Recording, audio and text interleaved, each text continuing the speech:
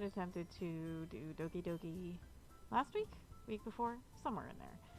And yeah, like half the run didn't have audio from the game, and then there was a piece where I had to mute my microphone for a minute and forgot to unmute. So, we're trying this again. And what we're gonna do is we're actually gonna focus on Sayori for the first run of part 1. And I'm gonna save right when I do the first poem. And then I'm gonna go back and do each of the girls. Focus on each of the girls. So, and then we'll continue from there. So obviously this is going to be a multi-part stream. But I think I should just go ahead and do it over the next couple Fridays, unless it turns out to be a total bust. Then I'll just do it as episodes and go from there. So, okay, so we're gonna just do a new game.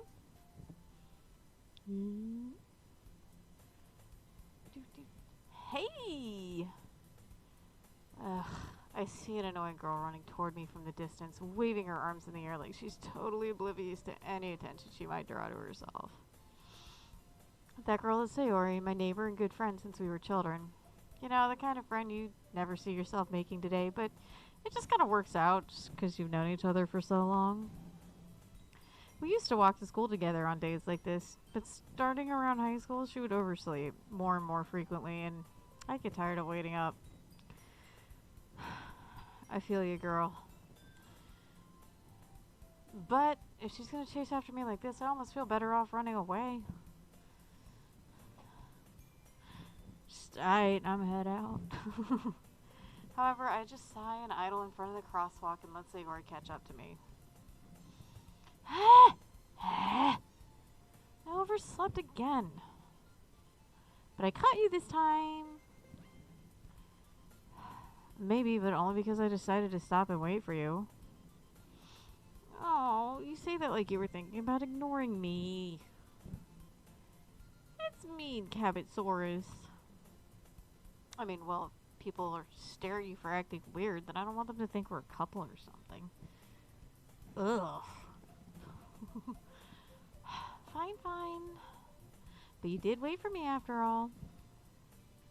I guess you don't have it in you to be mean, even if you wanted to. Whatever you say, Sayori. I swear, these two are just my bipolar sides just going at it. Just, one's super happy, one's just like, oh, the world sucks. We cross the street together and make our way to school. As we draw near, the streets become increasingly speckled with other students making their daily commute. Hydration time.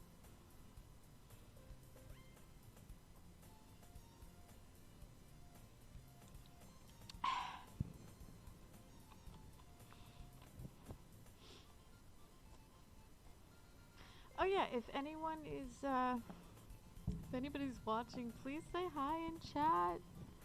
I love to hear from people. People are fun, and I like to hear from them. Anyway, so, just saying, you know.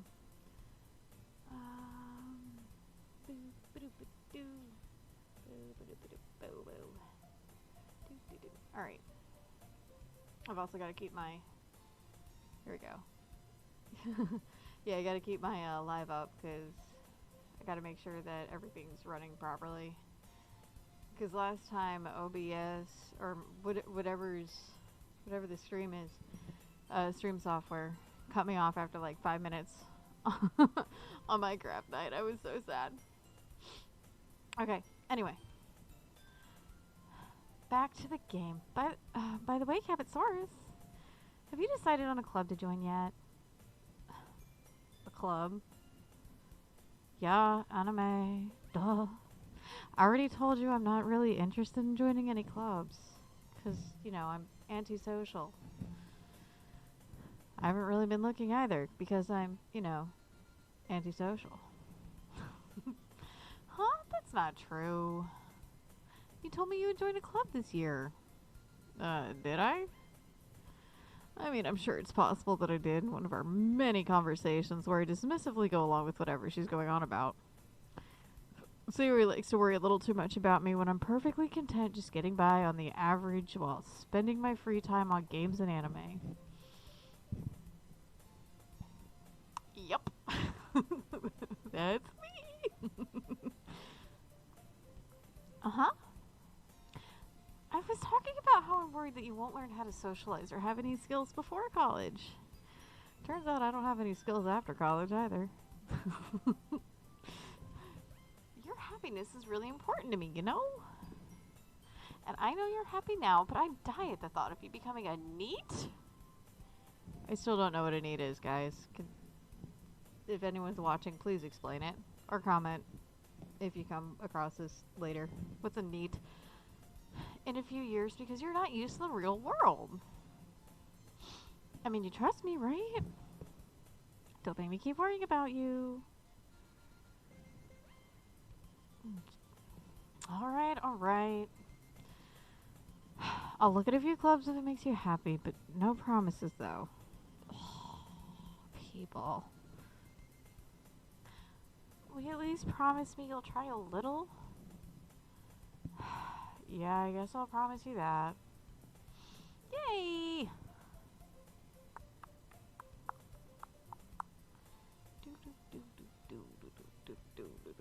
That's not gonna work. Okay.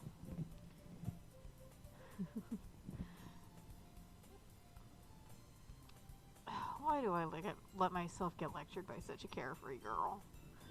More than that, I'm surprised I even let myself relent to her. Gah. I guess seeing her worry so much about me makes me want to ease her mind at least a little bit. Even if she does exaggerate everything in her head.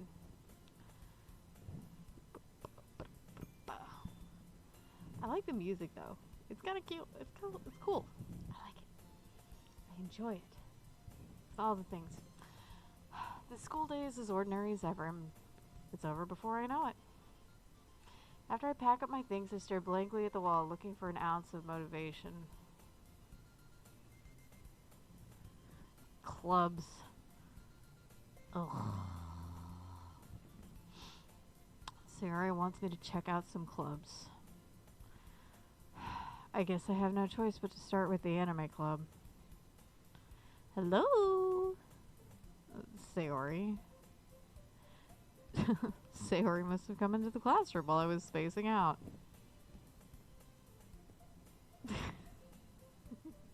I look around and realize I'm the only one left in the classroom. I thought I'd catch you coming out of the classroom, but I saw you just sitting here and spacing out, so I came in. Honestly, you're even worse than me sometimes. I'm impressed.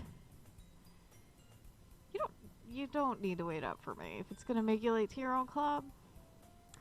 Well, I thought you might need some encouragement, so I thought, know what? Well, that you could come to my club. You can't tell, but I'm actually grinning. Okay. One of these days I'll be comfortable taking the mask off. Anyway, Sayori. Yeah? There's no way I'm going to your club. Aw, meanie. Sayori is vice president of the literature club. Because I'm an ignoramus and I don't read. I don't like to read. Actually, in real life I do. I love to read. But, this is just... Yeah. I mean, not that I was ever aware she had any interest in literature. In fact, I'm only 99% sure, she only did it because she thought it would be fun to help start a new club. Since she was the first one to show interest after the one who proposed the club, she inherited the title Vice President. That said, my interest in literature is guaranteed to be even less. Yeah, I'm going to the anime club. Okay, so side note here. When I was in my first round of college, because I have like 3 different associate's degrees, I was actually in the anime club. They are just as cliquish, guys. It's weird. these little communities. So, like, you think the high schoolness would just be over? And it depends on who you talk to, where you go. It can get worse. It's freaking weird. Anyway. Come on, please? Why do you care so much anyway? Well, I kind of told the club yesterday I would bring in a new member. And Natsuki made cupcakes and everything. Don't make promises you can't keep. I can't tell if Sayori is really that much of an airhead or if she's so cunning to have planned all of this out. I let out a long sigh. Fine, I guess I'll stop by for a cupcake, okay? Yes! Let's go! Now I'm too loud again. Pardon me. And thus, today marks the day I sold my soul for a cupcake. Excuse me. That's a hiccup. I promise you they are not contagious. They are kind of painful, though. I dejectedly follow Sayori across the school and upstairs, a section of the school I rarely visit, being generally used for third-year classes and activities. Sayori, full of energy, swings open the classroom door. As my pocket vibrates. Everyone, the new member is here. I told you, don't call me a new member. I glance around the room. Welcome to the Literature Club. It's a pleasure meeting you. Sayori always says nice things about you. Seriously? You brought a boy? Oh, God. Someone with other genitalia. Oh, no. Way to kill the atmosphere. Oh, CabbitsaurusRex, what a nice surprise. Welcome to the club. All words escape me in this situation. This club is full of incredibly cute girls. What are you looking at? If you want to say something, say it. Sorry, the bulge in my pants. Natsuki. The girl with the sour attitude whose name is apparently Natsuki is one I don't recognize. Her small figure makes me think she's probably a first year. Or just starved. She's also the one who made cupcakes, according to Sayori. Oh, you can just ignore her when she gets moody. Sayori says that quietly into my ear, then turns back toward the other girls. Anyway, this is Natsuki, always full of energy. And this is Yuri, the smartest in the club. Don't say things like that. Yuri, who appears comparably more mature and timid, seems to have a hard time keeping up with people like Sayori and Natsuki. Oh, well, it's nice to meet both of you. And it sounds like you already know Monika, is that right? That's right. It's great to see you again, CabbitsaurusRex. Monika smiles sweetly as her skirt inexplicably flooshes up. Okay, good. Had to double check my stream. We do know each other. Well, I mean, we rarely talked. But we were in the same class last year. Monika was probably the most popular girl in class. Smart, beautiful, athletic, out of my league. Basically completely out of my league. So having her smile at me so genuinely feels a little... Ha-ha. You too, Monika. Come sit down, CabbitsaurusRex. We made room for you at the table, so you can sit next to me or Monika. I'll get the cupcakes. Hey, I made them. I'll get them. Sorry, I got a little too excited because, you know, cupcakes. Then how about I make some tea as well? The girls have a few desks arranged to form a table. As Sayori mentioned, it's been widened so that there is one space next to Monica and one space next to Sayori. Natsuki and Yuri walk over to the corner of the room where Natsuki grabs a wrap tray and Yuri opens the closet. Still feeling awkward, I take a seat next to Sayori. Natsuki proudly marches back to the table, tray in hand. Ta-da! Okay, are you ready? Ta-da! What? I don't know why I turned into Tim Taylor there for a second. Natsuki lifts the foil off the tray to reveal a dozen white, fluffy cupcakes decorated to look like little cats. Meow. The whiskers are drawn with icing, and little pieces of chocolate were used to make the ears. So cute! I had no idea you were so good at baking, Natsuki. Well, yeah, no. Just hurry and take one. Gah! Sayori grabs the first one, then Monica. I follow. That's delicious! Sayori talks with her mouth full and already has managed to get icing on her face.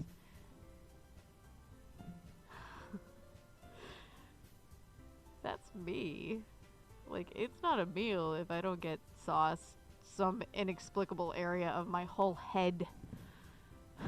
Even if there's no sauce to begin with on the meal. Needless to say, I'm a messy eater. I turn the cupcake around in my fingers, looking for the best angle to take a bite. Bite off the head. Give it the chocolate bunny treatment. Natsuki's quiet. I can't help but notice her sneaking glances in my direction. I mean, is she waiting for me to take a bite? I finally bite down. The icing is sweet and full of flavor. Yum. I wonder if she made it herself. This is really good. Thank you, Natsuki. Why are you thanking me? It's not like I... Haven't I heard this somewhere before? Made them for you or anything?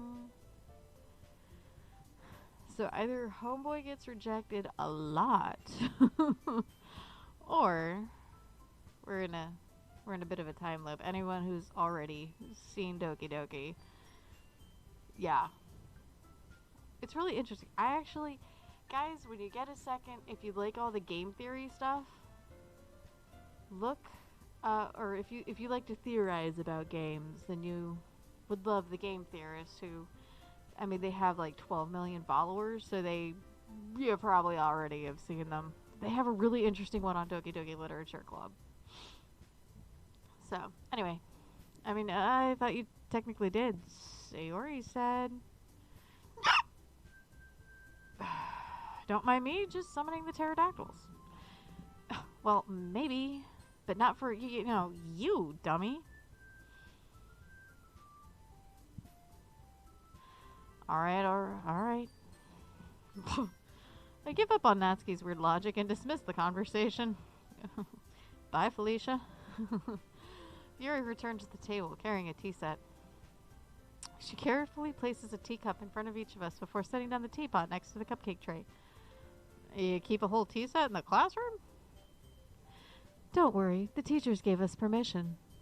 After all, doesn't a hot cup of tea help you enjoy a good book? I mean, I guess. Don't let yourself get intimidated. Yuri's just trying to impress you. That's not... Insulted, Yuri looks away. I mean, that, I believe you. Anything to get you to look at me. Well, tea and reading may not be a pastime for me, but I at least enjoy tea. Spill that tea, sister. Oh, I'm glad. Yuri faintly smiles to herself in relief. Monica raises an eyebrow, then smiles at me. So, what made you consider the literature club? I was afraid of this question. Something tells me I shouldn't tell Monica that I was practically dragged here by Sayori. Well, I haven't joined any clubs yet, and Sayori seemed really happy here, so... That's okay. Don't be embarrassed. We'll make sure you feel right at home. Okay? As, as president of the literature club, it's my duty to make the club fun and exciting for everyone. Monica, I'm surprised. How come you decided to start your own club? You could probably be a board member for any of the major clubs. Weren't you a leader of the debate club last year? Well, you know. To be honest, I can't stand all the politics around the major clubs. Feels like nothing but arguing about the budget and publicity and how to prepare for events. I'd much rather take something I personally enjoy and make something special out of it. And if it encourages others to get into literature, then I'm fulfilling that dream. Monica really is a great leader. Yuri also nods in agreement. And I'm surprised there aren't more people in the club yet. It must be hard to start a new club. Oh, you could put it that way. Not many people are very interested in putting out all the effort to start something brand new. Especially when it's something that doesn't grab your attention, like literature. You unread hussies.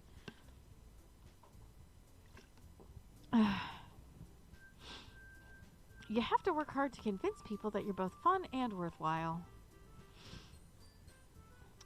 Been doing that for years.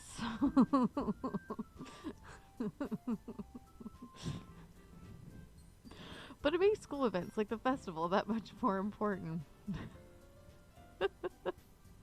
I'm confident we can all really grow this club before we graduate. Right, everyone? Yes, guys, I laugh at my own jokes, even if no one else gets them. Hello. I am at least funny to myself. Yeah. We'll do our best. You know it.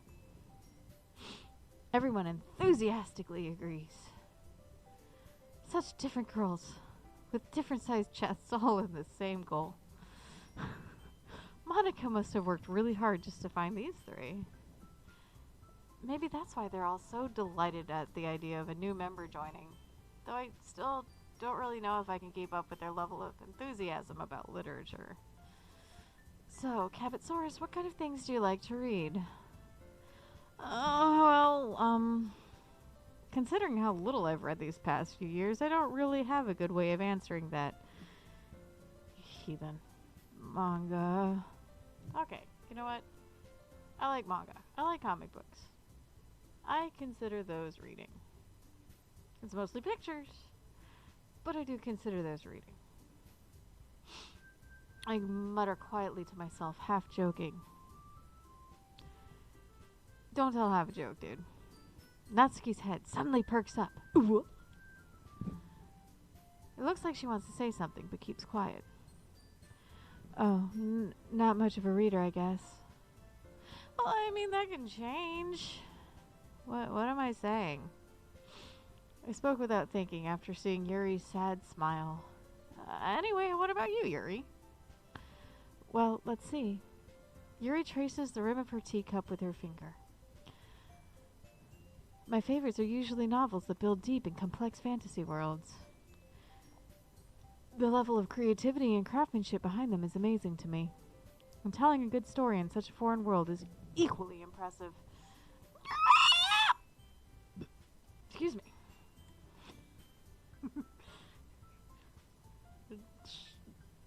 You know, souls. Yuri goes on, clearly passionate about her reading. She seems so reserved and timid since the moment I walked in, but it's obvious by the way her eyes light up that she finds her comfort in the world of books, not people. I find comfort in the world of cats. I like cats. I also like my dog. My dog is crazy, but I like him nonetheless. He's a wonderful dog. Very high energy. But you know, I like a lot of things. Stories with deep psychological elements usually immerse me as well. Isn't it amazing how a writer can so deliberately take advantage of your own lack of imagination to completely throw you for a loop? Anyway, I've been reading a lot of horror lately. Ah! I read a horror book once. You know, scary stories to tell in the dark was like the bomb diggity when I was a kid. Okay, yes, I did a 90s throwback because that's when I read the book, and it was I read those books because there were 3, and they were amazing. I actually, if at some point I plan on getting my hands on a copy of them, actually 2 copies, 2 copies of each one, so that I can have one set in like pristine condition, and then I can just read the crap out of the others. Because I know they're kids' books, but I really enjoyed them as a kid, and I probably would enjoy them again. They were scary! Anyway, I desperately grasped something I can relate to at the minimal level. Yammer, yammer. At this rate, Yuri might as well be having a conversation with a rock. Really? I wouldn't have expected that, Yuri, for someone as gentle as you. I guess you could say that. Where am I from Mike? Okay, good. Good. So I gotta keep my volume regulated, and I'm trying to do my best. Do do do do do. Boop ba doop ba doop boop boo. Okay. There we go. Cool. But if a story makes me think or takes me to another world, then I really can't put it down. Surreal horror is often very successful at changing the way you look at the world, if only for a brief moment. Ugh, I hate horror. Oh? Why is that? Well, Natsuki's eyes dart over to me for a split second. Ugh, never mind. Boys. That's right, you usually like to write about cute things, don't you, Natsuki? What? What gives you that idea? You left a piece of scrap paper out behind last club meeting. It looked like you were working on a poem called... don't say it out loud. Give that back. Fine. Your cupcakes, your poems, everything you do is just as cute as you are. Sayori sidles up behind Natsuki and puts her hands on her shoulders. Oh my. I'm not cute. Natsuki, you write your own poems? Well, I guess sometimes. Why do you care? I think that's impressive. Why don't you share them sometime? No. Natsuki averts her eyes. You wouldn't like them. Not a very confident writer yet, I see. That's okay. Me neither. I understand how Natsuki feels. Sharing that level of writing takes more than just confidence. The truest form of writing is writing to oneself. You must be willing to open up to your readers, exposing your vulnerabilities and showing even the deepest reaches of your heart, which is a ventricle or 2. I mean, I don't know. You got 4 of them. At least chambers, ventricles. Obviously, I did not go into human anatomy. Do you have experience writing too, Yuri? Maybe if you share some of your work, you can set an example and help Natsuki feel comfortable enough to share hers. I guess it's the same for Yuri. Oh, I wanted to read everyone's poems. It's a trap. We all sit in silence for a moment. Okay. I have an idea, everyone. Natsuki and Yuri look quizzically at Monica. Let's all go home and write a poem of our own. Then, next time we meet, we'll all share them with each other. That way, everyone is even.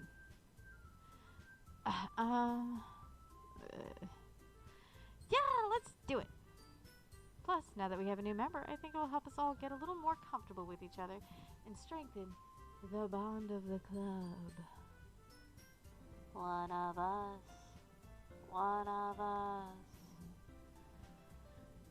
Isn't that right, Cabbitsaurus? Monica smiles warmly at me once again. Hold on there. There's still one problem.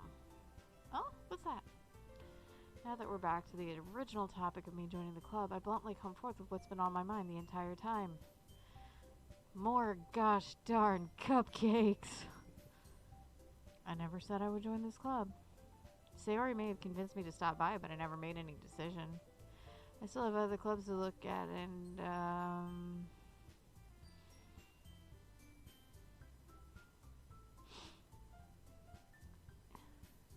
I lose my train of thought. They're all staring deep into my soul. All four girls stare back at me with dejected eyes. Can't do that. You just can't do that. but... Oh, I'm sorry. I thought... Huh.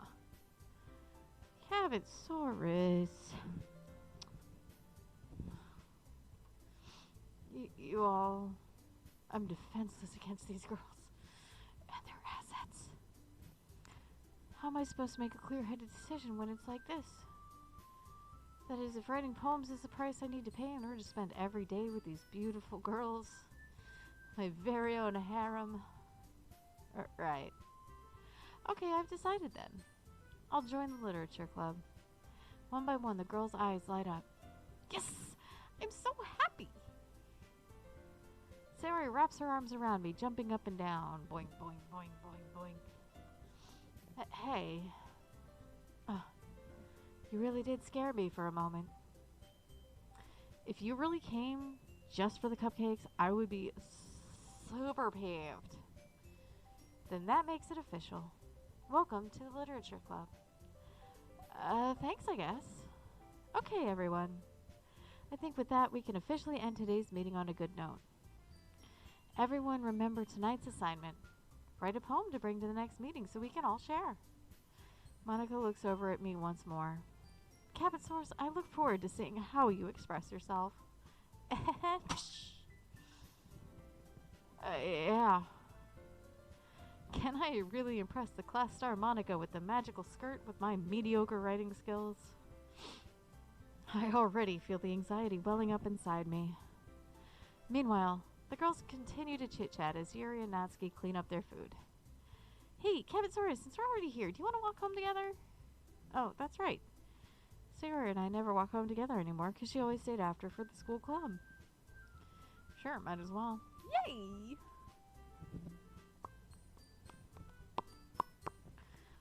With that, the two of us depart the club room and make our way home.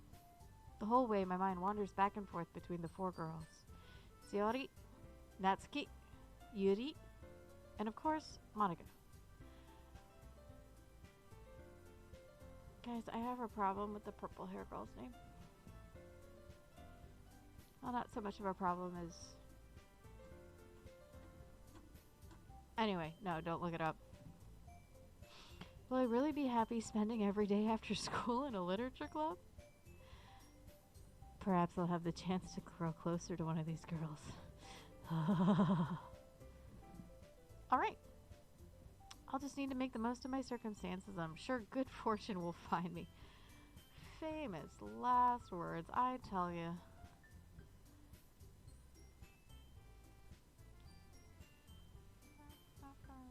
Oh, it's only been a half an hour.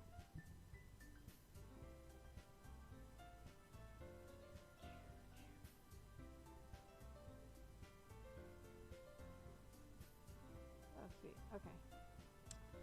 And I guess that starts with writing a poem tonight. Alright. It's time to write a poem.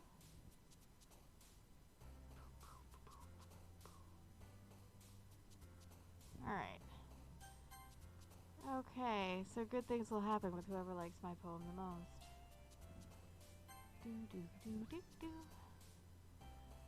Alright, so I'm going to save you right there. Yes, I want to overwrite my save.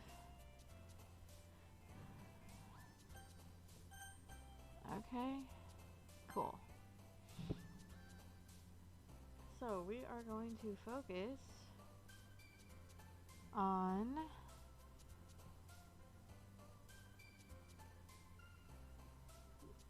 Little Miss Sayori. Sayori. So what do we got? Memories, jumpy, lust, comfort, holiday, bed. Bed? Bed. Alright. Love? Because I love my bed. Party, bouncy, flower, shame, death. Death on there? Yay.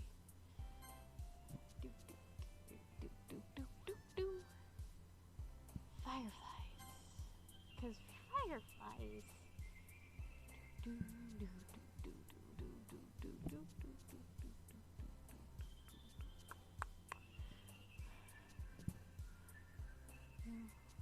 No.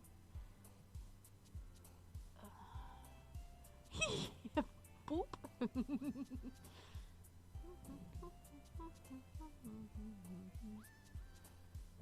we're gonna go sing. I love boop though. I think everyone should like boop. Boop needs to be a required word for everybody at all times.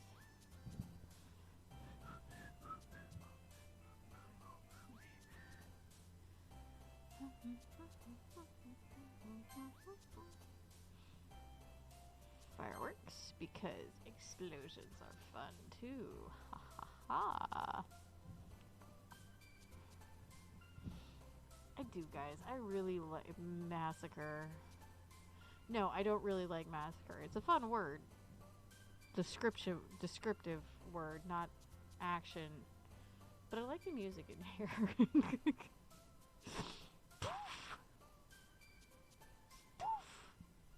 Okay, play.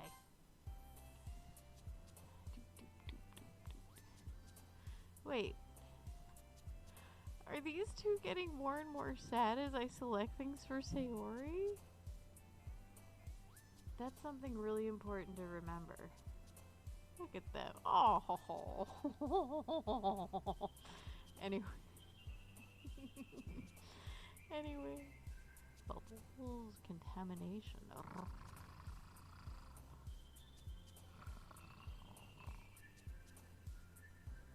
Heart. Adventure. I like rainbows too. Rainbows are fun. Disperse? No. Loud. That describes me completely. Sticky. No. I'm far too giggly, guys. Treasure. Oh, suicide. Okay.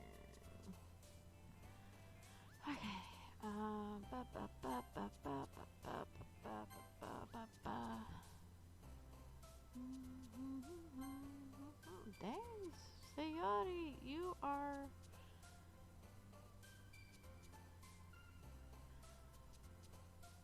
Sayori's got things twisted. She got some problems. She got a past. Alright, 17.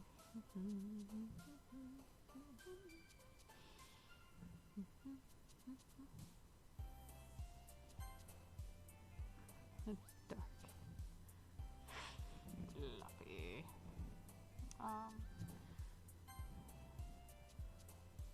Incongruent. Excitement.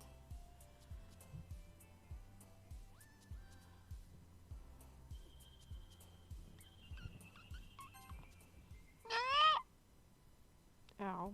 Excuse me. Oh, hi again, Cabbitsaurus. Glad to see you didn't run away on us. Nah, don't worry. This might be a little strange for me, but at least I keep my word. Well, I'm back at the literature club. I was last to come in, so everyone else is already hanging out. Oh, thanks for keeping your promise, Cabbitsaurus. I hope this isn't too overwhelming of a commitment for you. Making you dive headfirst into literature when you're not accustomed to it. Ugh, come on, like he deserves any slack. Sayori told me you didn't even want to join any clubs this year. And last year too! God, what's wrong with you? Don't you like people? No, I don't like people, thank you. I don't know how to people. I don't know how to people. I don't know if you plan to just come around and come here and hang out or what. But if you don't take us seriously, then you won't see the end of it. Natsuki, you certainly have a big mouth for someone who keeps her manga collection in the club room. Natsuki finds herself stuck between saying Monica and manga. Mangaka! Manga is literature. Swiftly defeated, Natsuki plops back into her seat. Don't worry, guys. CabbitsaurusRex always gives it his best as long as he's having fun.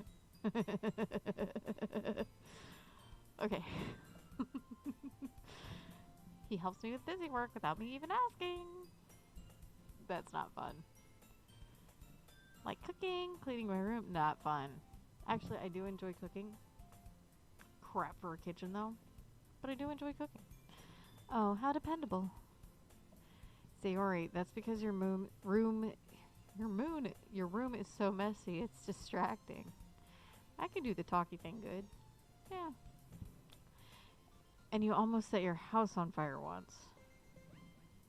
Okay, I'm not that bad. I don't set things on fire. At least I don't remember setting things on fire. I'll have to ask Blue later. Is that so?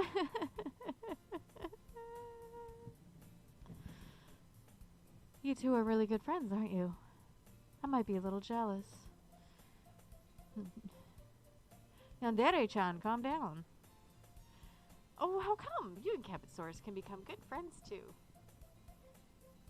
Just good friends, just hanging out.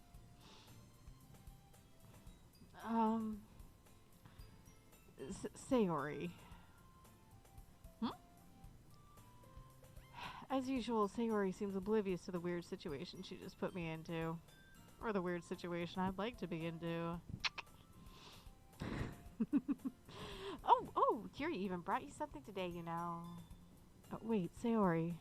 Huh? Me? Not really. Don't be shy. Oh, it's really nothing.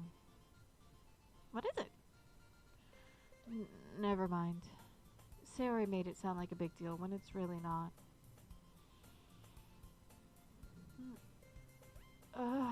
What do I do? Huh? I'm sorry, Yuri, I wasn't thinking. I guess that means it's up to me to rescue the situation. Hey, don't worry about it. First of all, I wasn't really expecting anything in the first place. So, any nice gesture from you is a pleasant surprise. Especially if it involves the face in a certain abdominal area. Sorry, guys. Some games bring out the worst in me. By the way, I'm going under the assumption that these girls are all 18 in the game, about to graduate, because otherwise that makes a lot of this extremely wrong. And I don't need any of the acronyms banging on my door. So, assuming they're 18, it'll make me happy no matter what. Is that so?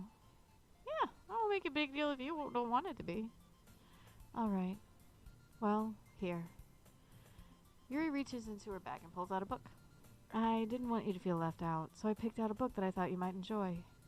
It's a short read, so it should keep your attention, even if you don't usually read. Shots fired. Excuse me, just, summoning Satan. And we could, discuss it if you wanted.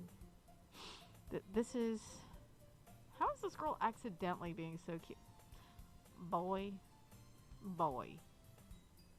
She even picked out a book she thinks I'll like, despite me not reading much. Yuri, thank you. I'll definitely read this. And not do anything else with it. I enthusiastically take the book. Phew. Well, you can read it at your own pace. I look forward to hearing what you think. Now that everyone's settled in, I expected Monica to kick off some scheduled activities for the club. But that does not seem to be the case. Sayori and Monica are having a cheery conversation in the corner. My face itches. Yuri's face is already buried in a book. I can't help but notice her intense expression. Like she was waiting for this chance. Oh, books. Meanwhile, Natsuki is rummaging around in the closet. Man, it looks like no one wants to be bothered today. Darn. I slumped down into the nearest desk.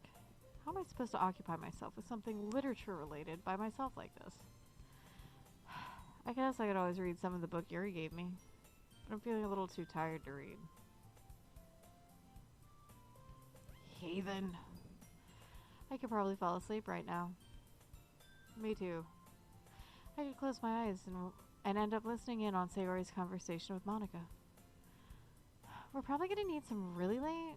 Oh, just went Natsuki there for a minute. We're probably going to need some really lame... Seem really lame compared to all the other clubs, though. Well, we can't give up. The festival is our chance to show everyone what literature is all about. The expression of self and the twisted thoughts we have deep inside. And the problem is the idea of a literature club sounds too dense and intellectual. But it's not that at all, you know? We just need a way of showing that to everyone. Something that speaks to their creative minds. That doesn't solve the problem, though. No? What do you mean? Even if we come up with the most fun thing ever, nobody will come in the first place because if it's a literature event.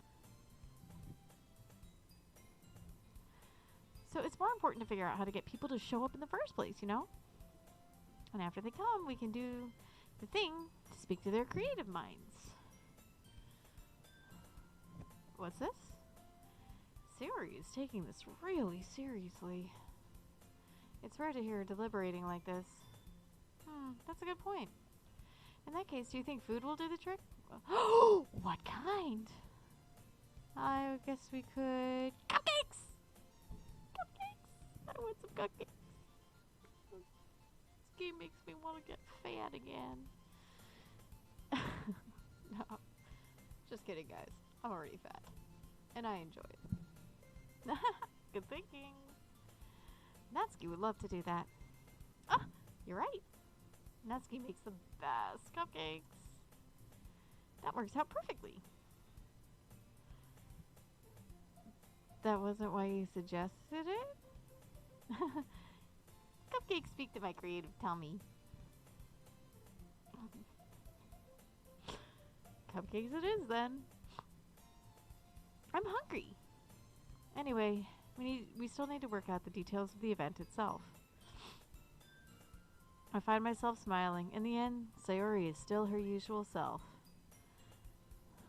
But therein lies the unexpected reason I admire her. Unlike me, who has trouble finding any motivation at all, Sayori can put her mind to things and make them come to life. To life. Excuse me. Just summoning pterodactyls. I suppose that's why I end up letting her get on my case about things. I can't help but wonder what it would be like to see the world through her eyes. A dark, bloody, depressing place. Completely void of hope and joy. Ooh. I open my eyes to find Sayori's face filling my vision.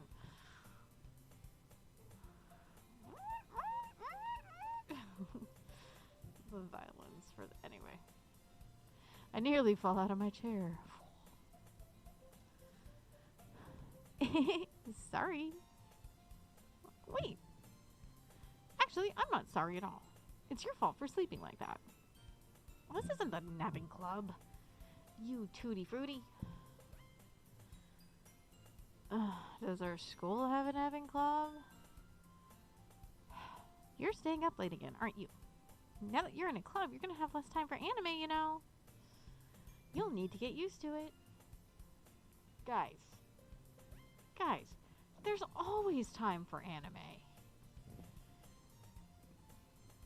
Don't say that so loud. I'm in a club with nerds. I don't want them to know I'm a dork, too. I glance over my shoulder to see if Monica overheard. I don't trust any of them. It's true, though. Yeah. I know. You're always looking out for me, Sayori. It's what I do best. That's a problem. What about you? You look out for me better than you look out for yourself. You're still oversleeping every day, aren't you? Huh?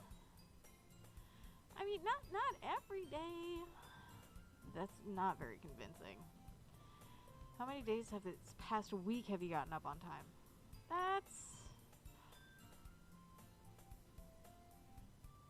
It's a secret. I know it. Come on. Itchy nose. At least give me the benefit of the doubt. I can't even do that. Look, Sayori, it's written all over you. Yep. Sayori glances around at herself. Why is it written all over me? You were clearly in a rush this morning. Look, your hair is sticking out all around here. All around here. Just this whole thing. I run my fingertips down the side of Sayori's hair, trying to straighten it out.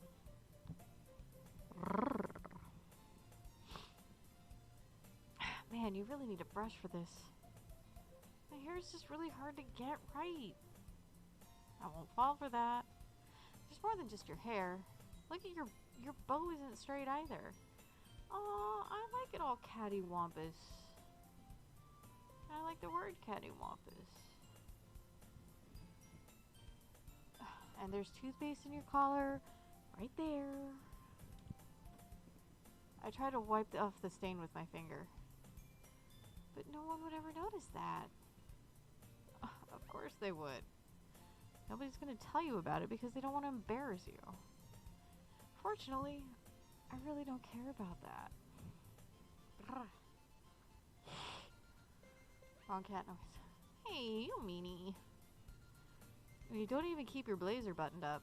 Seriously, Sayori. Why do you think you don't have a boyfriend yet? Eh?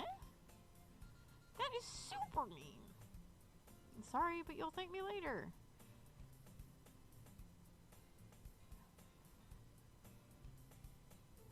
Okay, so quick note to anyone who is high school age, younger, whatever, that may possibly be watching this in the future. Nah, dude. Don't ever take that as an excuse or an insult. No wonder you don't have a partner yet. I guarantee you, even if you are 50 years old, even if you are 80 years old, you still have plenty of time. And a partner is a choice, not a need. Remember that. A partner is always a choice and not a need. That is an unhealthy stigma. Okay. I start to button her blazer from the bottom. Oh my. Once you see how much better it looks, you'll change your mind. Oh my. I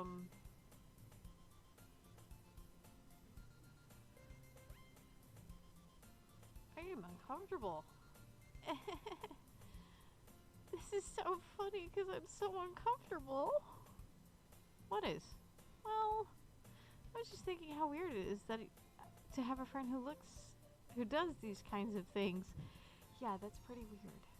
That's pretty weird. The only person that does this kind of stuff for me is Blue. That's because I'm married to him. Huh? Don't say that. You'll make me feel weird about it, stupid.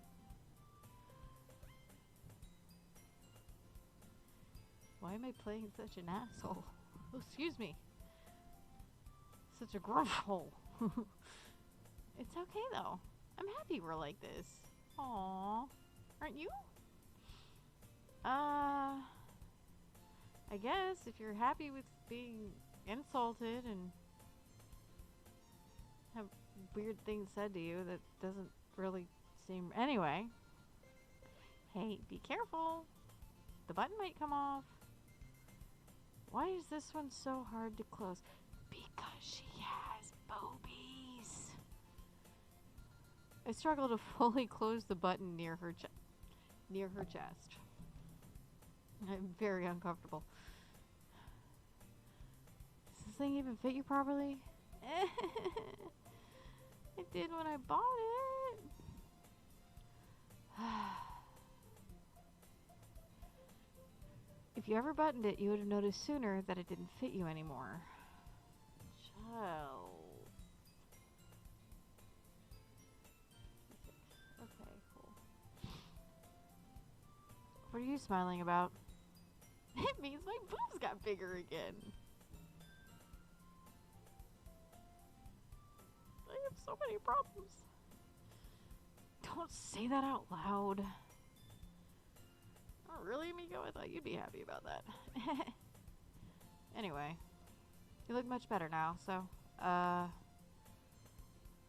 does it feel strange to see Sayori's blazer buttoned up like that? Because at any minute it's just gonna go pop! Oh, but it's so stuffy. Ooh. Don't mind me summoning chickens. It's not worth it at all. Sayori hastily unbuttons her blazer once more, secretly hoping I'll button it up again.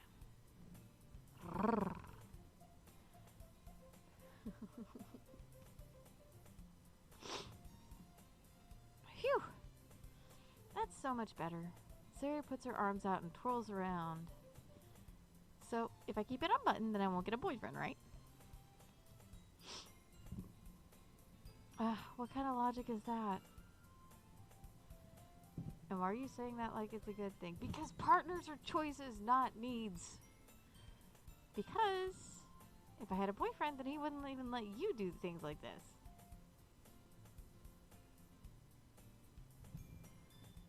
And you take care of me better than anyone else would anyway. So that's why I'm keeping it unbuttoned. Stop saying all these embarrassing things and stop doing embarrassing things, dude. I didn't say anything embarrassing. Jeez. Anyway, just focus on trying to wake up a little earlier. Only if you focus on going to bed earlier. What, are you gonna come stay the night at my house just to make sure? Jesus. Fine, fine. It's a deal. I guess we really are better at taking care of each other than we are at taking care of ourselves. Yeah, I guess so, huh? So, maybe you could come pick me up in the morning. You're doing it again, Sayori. Aw, but I was joking that time. Were you? And it's impossible to tell with you sometimes. Okay, everyone. Huh? Monica suddenly calls out. Why don't we share the poems we wrote now? Yay! CabbitsaurusRex, I can't wait to read yours.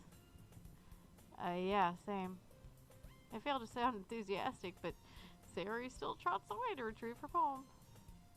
Oh, by the way, did you remember to write a poem last night? Yeah.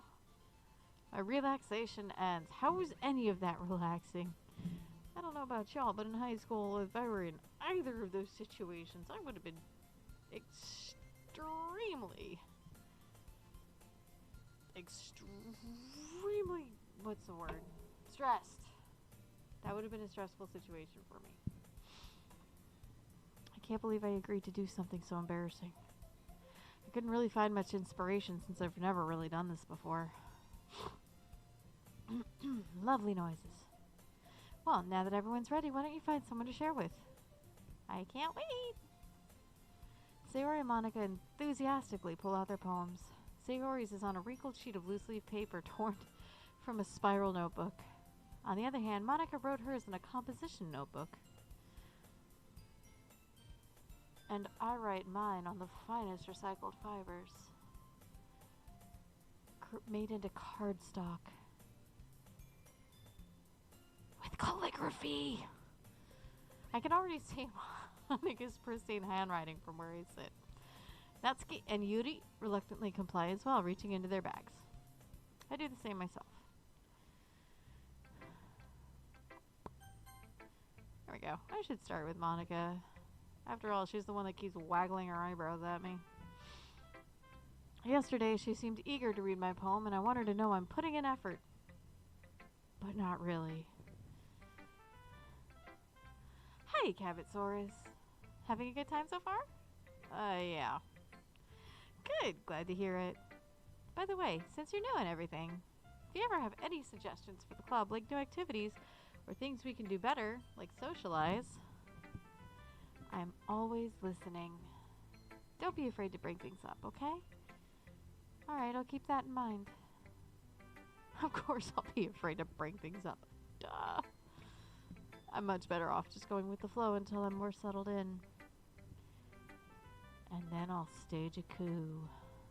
Anyway, want to share your poem with me? I mean, it's kind of embarrassing, but I guess I have to. Don't worry, Cabbitsaurus. We're all a little embarrassed today, you know? But it's that sort of barrier that we'll learn to get past soon. Yeah, that's true. I hand Monica my poem.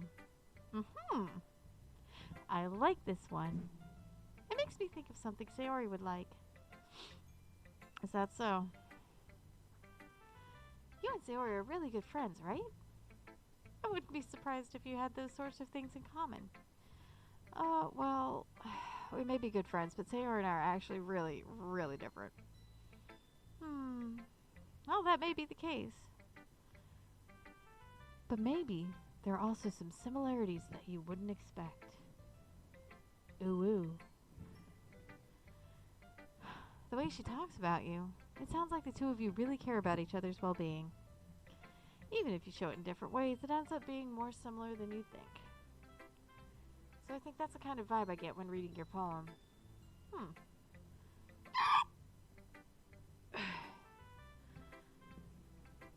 Don't mind me just summoning velociraptors. You sure you're not reading into this too much? I could be. Oh gosh, now I sound like Eerie. Oh shucks. Oh jeezums. But in any case, Sayori's writing has kind of gentle feel to it. I can tell that she likes exploring with emotions like happiness, sadness, tragedy, and comedy, death and despair. Who knew that someone so happy would enjoy sad things too? Because you can't really have happiness without sadness. Or any of the other emotions for that matter. It's all a spectrum. Yeah, that's totally unexpected. Well, to each their own. And you shouldn't be afraid to experiment a little bit either. Guys, don't be afraid to experiment. I'm sure I'll end up trying different things a lot.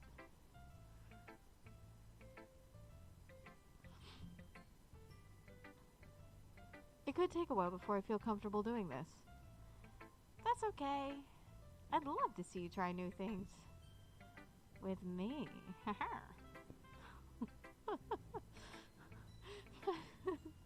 That's the best way to find the kind of style that suits you. Everyone else might be a little bit biased towards their own kinds of styles. But I'll always help you find what suits you the most. Whether it be whips, chains, collars, anyway. So don't force yourself to write the way everyone else wants you to write. It's not like you have to worry about things. No, no one's... Anyone talking to me real quick? No, okay, cool. It's not like you have to worry about impressing them or anything.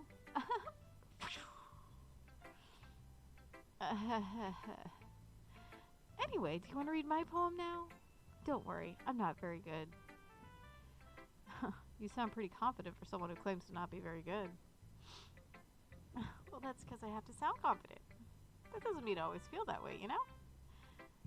I see. Well, let's read it then. Gosh, just get this over with. Hole in wall. It couldn't have been me. See the direction the spackle protrudes? A noisy neighbor? An angry boyfriend? I'll never know. I wasn't home. I peer inside for a clue. No! I can't see. I reel, blind like a film left out in the sun.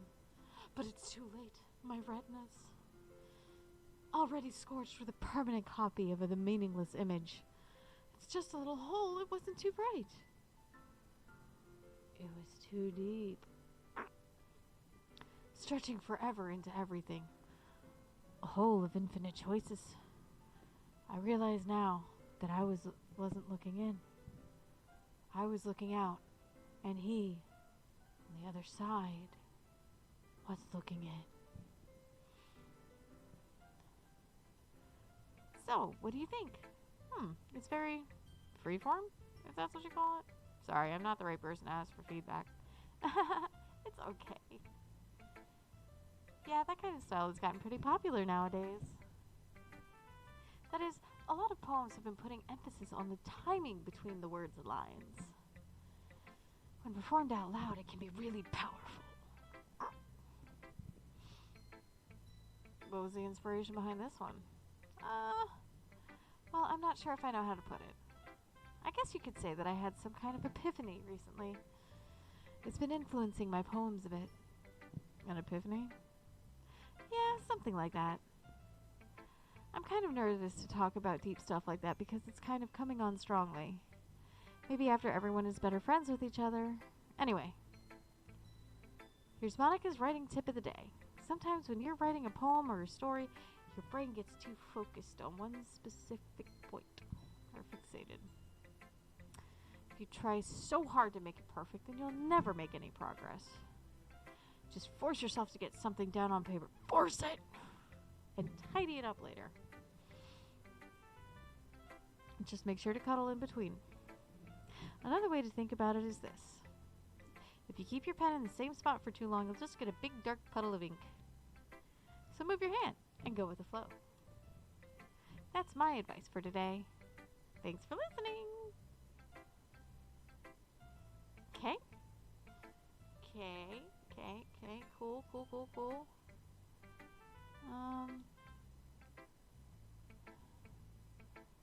Let's see. Aw.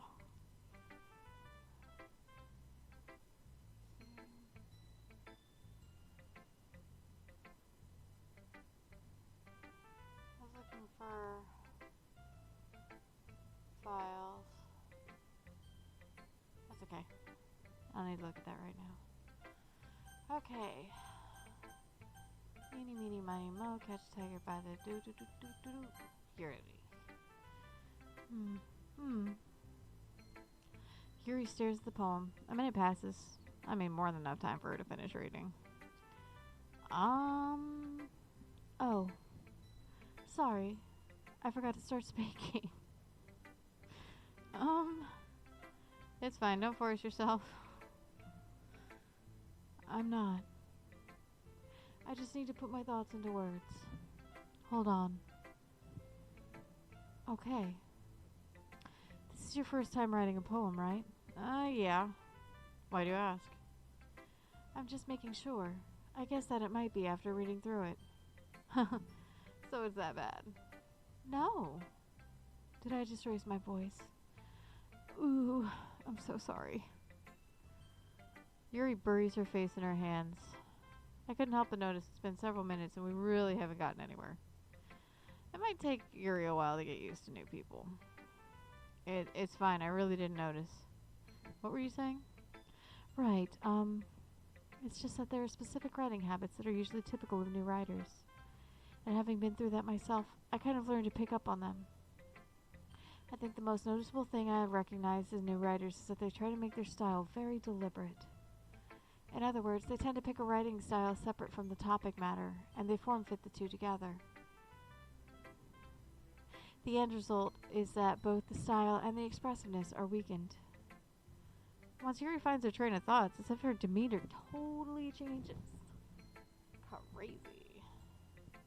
Her stammering is completely gone and she sounds like an expert. Of course, that's not something you can be blamed for. There are many different skills and techniques that go writing into even a simple poem.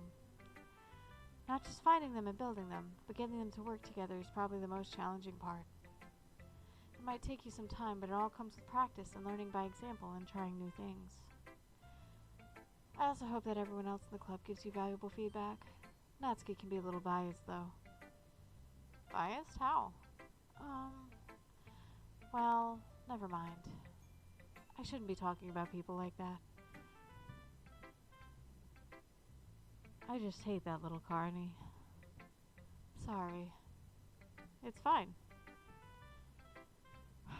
I'm not sure if Yuri is apologizing to herself, to me, or to Natsuki. Do you mind if I read your poem now? Oh, please do. I'd love to share my thought process behind it. Yuri smiles dreamily, as if that's a rare opportunity for her, which itself is kind of funny. After all, isn't this supposed to be a literature club? Ghost under the light. The tendrils of my hair illuminate beneath the amber glow, bathing. It must be this one, the last remaining streetlight to have withstood the test of time. The last yet to be replaced by the sickening blue-green hue of the future. I bathe, calm, breathing air of the present but living in the past. The light flickers. And I flickered back.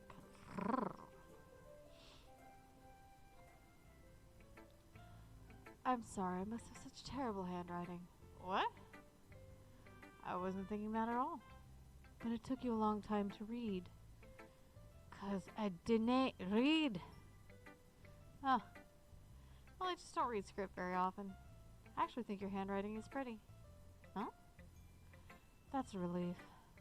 Also, I like the poem. Just as an aside, I like the poem. Even though it's short, it was really descriptive. It wasn't too short. It took me a long time to read, so no. I usually write longer poems. Not at all. I'm really glad you like it. I'll be honest. Since it's our first time sharing, I wanted to write something a little more mild. Something easy to digest, I suppose. Are you into ghosts, Yuri? Hoo-hoo. Actually, the story isn't about a ghost at all, CabbitsaurusRex. Really? I must have totally missed the point. Well, I suppose you did only glance over it after all, even though it took you a long time to read. You know nothing. Oh gosh, I keep forgetting words. I'm a little tired today. Neanderthal. You know nothing, Neanderthal. But I remember that poets often express their own thoughts, feelings, and experiences in their work. They usually do more than tell a simple story or paint a picture. In this case, perhaps the subject of the poem is only being symbolically compared to a ghost. Lingering in her last remaining place of comfort, unable to let go of the past. And soon to be left with nothing. That's a lot more soul in putting it that way. I hadn't even thought of that. That's impressive. It's nothing, really. Well, it makes me happy that you think that. Just remember that it won't be long before you pick up on these things, too. Well, maybe you're right.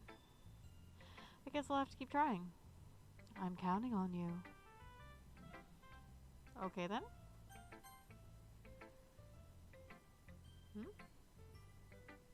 Oh, well, it's about what I expected for someone like you. I mean, that's a little blunt. Well, excuse me. It's not like I said it was bad. It just didn't evoke any emotions. So basically, it's not cute enough for your taste. Do you want to get smacked? I'll pass. Well, anyway, I guess I need to show you mine. Not that you'll like it. Gah. Eagles can fly. Monkeys can climb. Crickets can leap. Horses can race. Owls can seek. Cheetahs can run. Eagles can fly. People can try. But that's about it.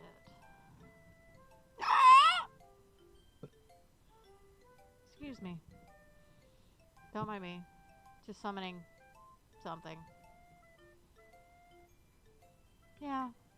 I told you weren't gonna like it. I like it. What? Just be honest. I am. Why are you so convinced I wouldn't like it? Well, because everyone in high school thinks that writing has to be all sophisticated and stuff. So people don't even take my writing seriously. I mean, but isn't the point of poems for people to express themselves? Your writing style wouldn't make your message any less valid. Yes, exactly. I like when it's easy to read, but it hits you hard. Like a brick to the face. Like in this poem. Seeing everyone around you do great things can be really disheartening, so I decided to write about it. Yeah, I understand. But the other nice thing about simple writing is that it puts more weight on the wordplay. Like, I set up for a rhyme at the end, but then made it fall flat on purpose. It helps bring out the feeling in the last line. So you did. I guess more went into it than I realized. That's what it means to be a pro. I'm glad you learned something. Didn't expect from the youngest one here, did ya?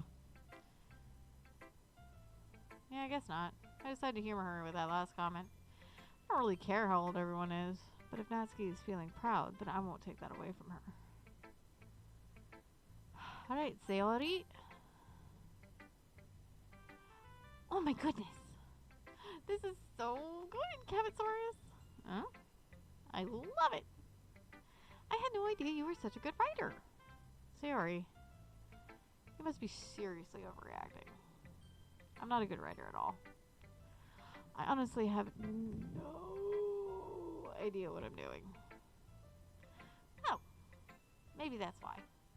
Because I have no idea what I like either. Jeez. Yuri's opinion was way more constructive than this. Are you sure you don't like it just because I wrote it?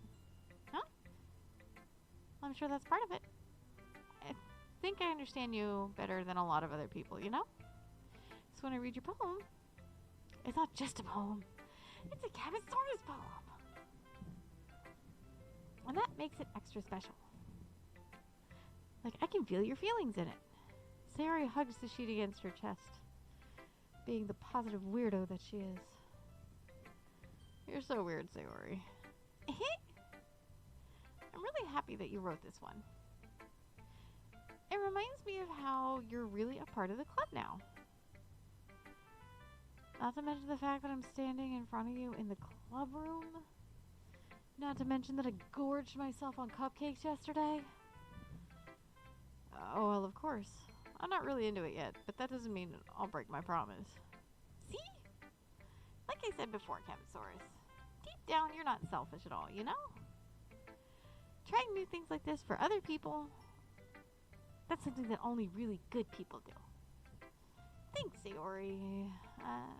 Yeah.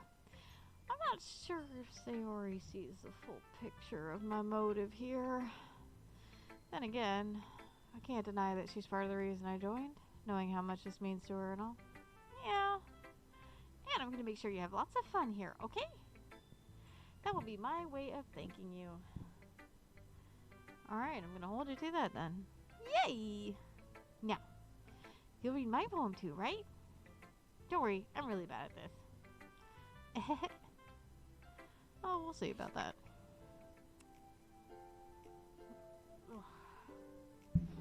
Sorry, guys. Tentacles make it a little hard to breathe sometimes. Dear sunshine, the way you glow through my blinds in the morning, it makes me feel like you miss me, kissing my forehead to help me out of bed, making me rub the sleepy from my eyes. Are you asking me to come out and play? Are you trusting me to wish away a rainy day? I look above, the sky is blue. It's a secret, but I trust you too. If it wasn't for you, I could sleep forever. But I'm not mad. I just want breakfast.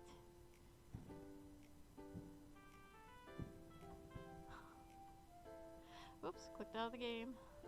Bad. Sayori, this is just a guess, but did you wait until this morning to write this? No. Just a little bit. You can't answer to just a little bit to a yes or no question. I forgot to do it last night. Well, at least that makes me feel a little better about myself. Don't mind me, just summoning tables. Oh, don't be mean. I still tried my best. Oh, yeah. I didn't mean to say it was a bad poem. It came out nice, or how should I put it? It sounds just like you. Really? Yeah. Especially that last line. I need eggs and toast. Oh. Eggs, bacon, and toast. Oh, that sounds yummy, guys.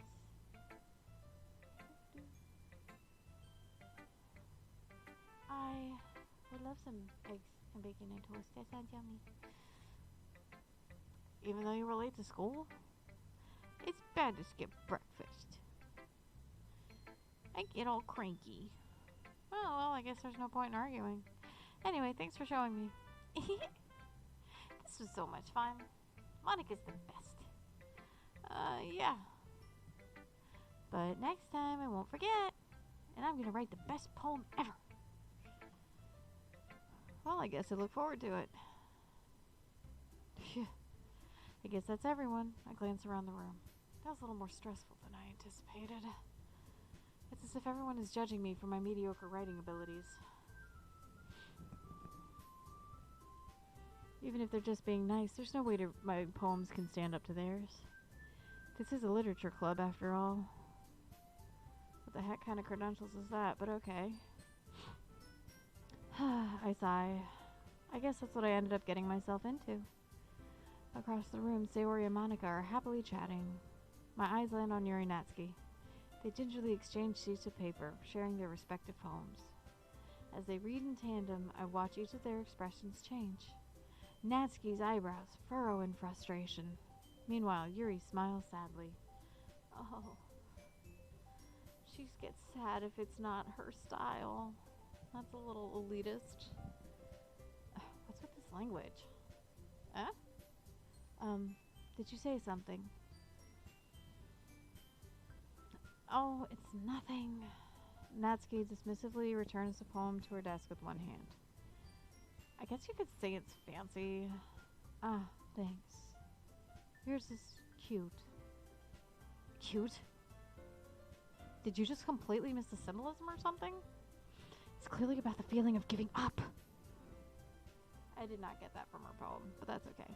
How can this be cute? I know that. It just meant the language, I guess. I was trying to say something nice. Ah? You mean you have to try that hard to come up with something to say? That's nice? Thanks, but it really didn't come out nice at all. Okay, why are you dressing cute and trying to be cute and making cute cupcakes and cute when you get offended by cute? Shouldn't you be dressed up as, like, gothic vampire queen or something? Well, I do have a couple of suggestions. Huh. If I was looking for suggestions, I would have asked someone who actually liked that. Which people did, by the way. Sayori liked that. And CabbitsaurusRex did too. So based on that, I'll gladly give you some suggestions of my own. First of all, excuse me. I appreciate the offer, but I've spent a long time establishing my writing style. I don't expect it to change anytime soon, unless, of course, I come across something particularly inspiring. Which I haven't yet. And CabbitsaurusRex liked my poem too, you know. He even told me he was impressed by it. Natsuki suddenly stands up. Oh? I didn't realize you were so invested in trying to impress our new member, Yuri. That's not what you're just...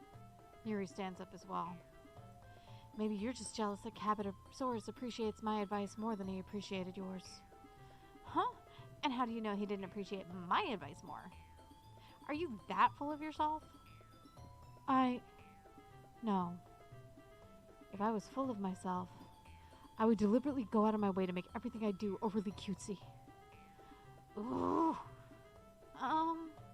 Is everyone okay? Well, you know what?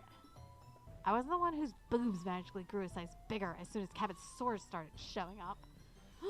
Natsuki. Natsuki, that's a little... This doesn't involve you. I don't like fighting, guys. Suddenly, both girls turned towards me as if they just noticed I was standing there. Oh god, no. No. CabbitsaurusRex. She's just trying to make me look bad. That's not true. She started it. If she could get over herself and learn to appreciate that simple writing is more effective, then this would never happen in the first place. What's the point in making your poems all convoluted for no reason?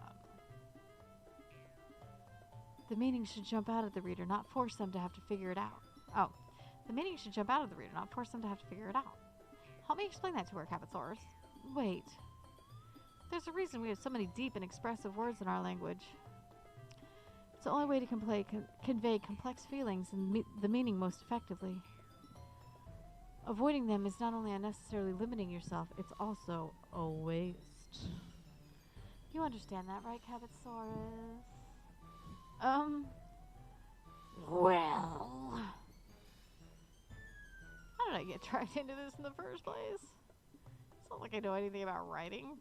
But whomever I agree with, they'll probably think more highly of me. So of course it's going to be... You know...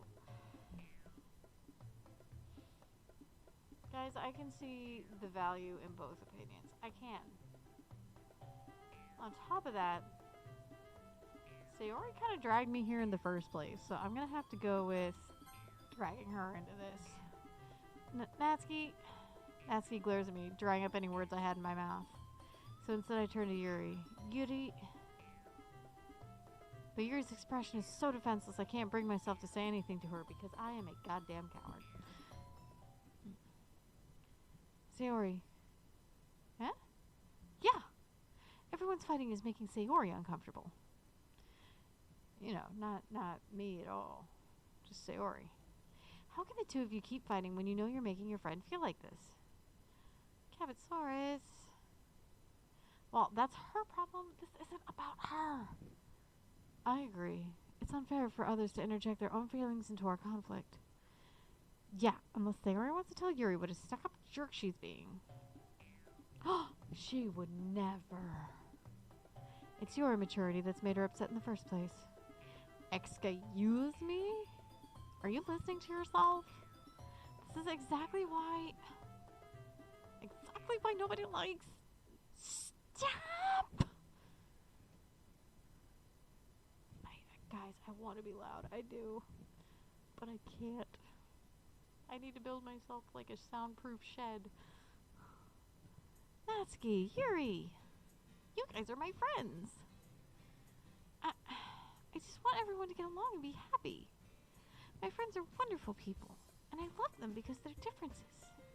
Natsuki's poems, they're amazing because they give you so many feelings with just a few words. And Yuri's poems are amazing because they paint beautiful pictures in your head. Everyone's so talented. So why are we fighting? Because... Well... Also, Natsuki's cute and there's nothing wrong with that. And Yuri's boobs are the same they always were. Big and beautiful! Ugh. Sayori stands triumphantly. I just hit my microphone with my elbow in that one little crook that feels really, really weird. It makes you go numb? It makes you go numb for a second. Monica stands behind her with a bewildered expression. I'll make some tea. Yuri rushes off. Natsuki sits down with a blank expression on her face, staring at nothing. I'm good at spacing out like that. So this is why Sayori is vice president, I whisper to Monica. She nods in return. To be honest, I might come off as a good leader and I can organize things, but I'm not very good with people. I couldn't even bring myself to interject. As president, that's kind of embarrassing of me.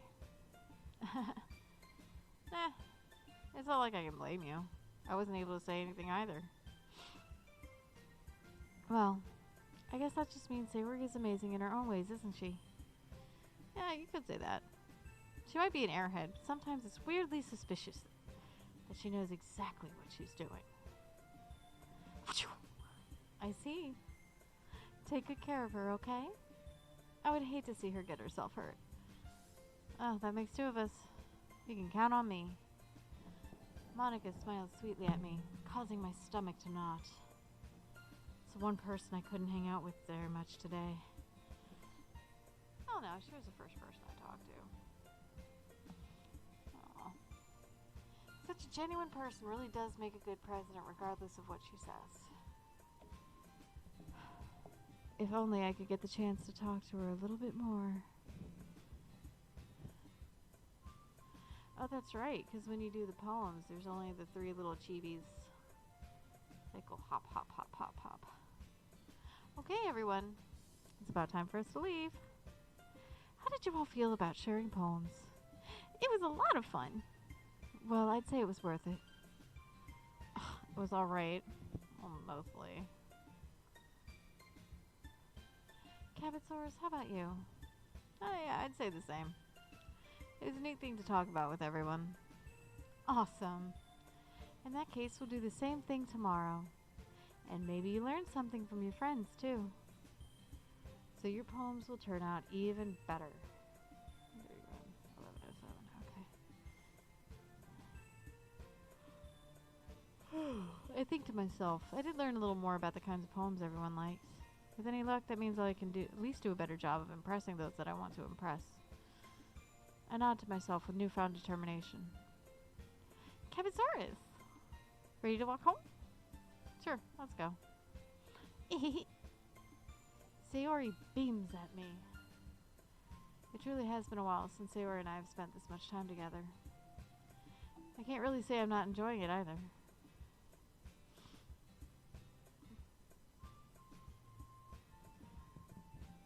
Sayori, about what happened to her.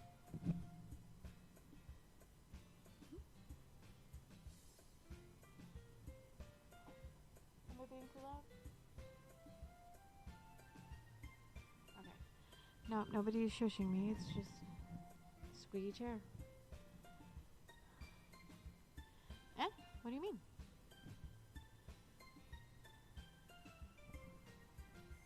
You know, between Yuri and Natsuki.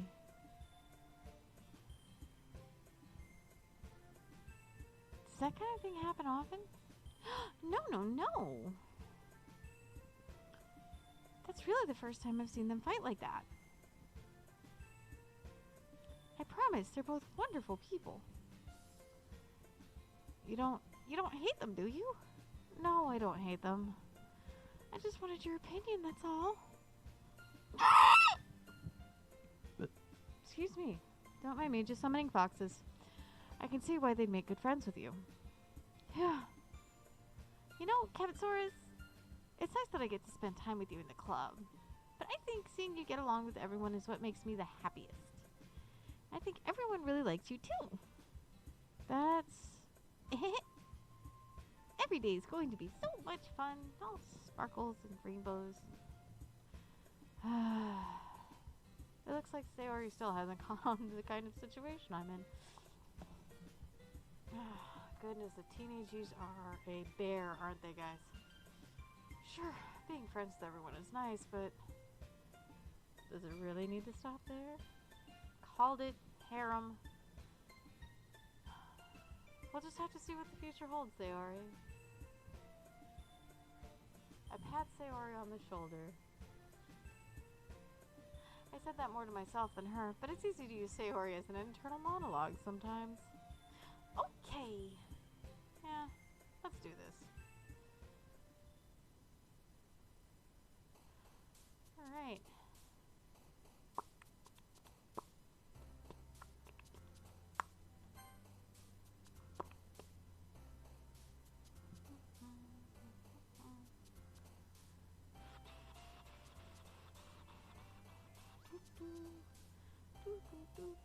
Anyway. Melancholy.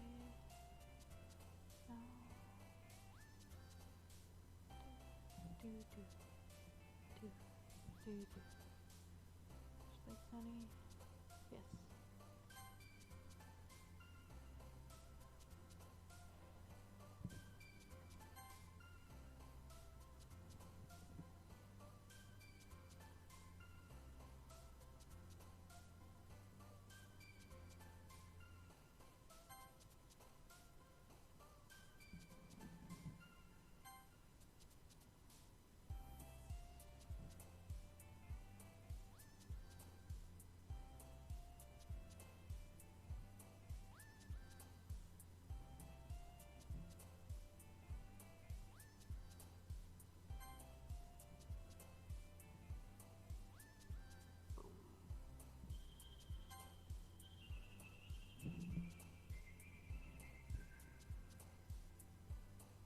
Doki Doki!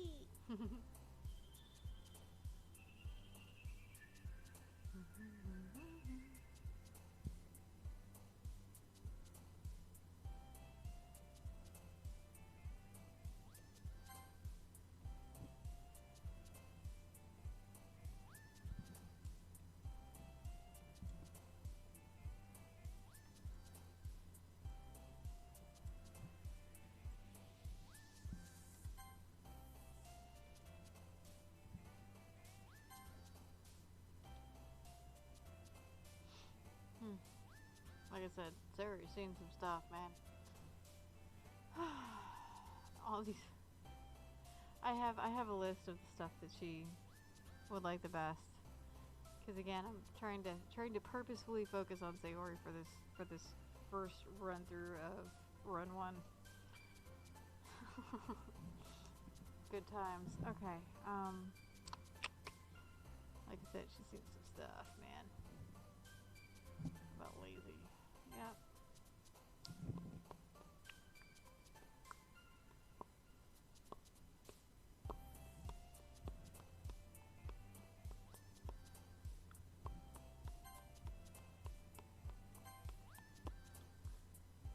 Bunny! I like bunnies. Nibble.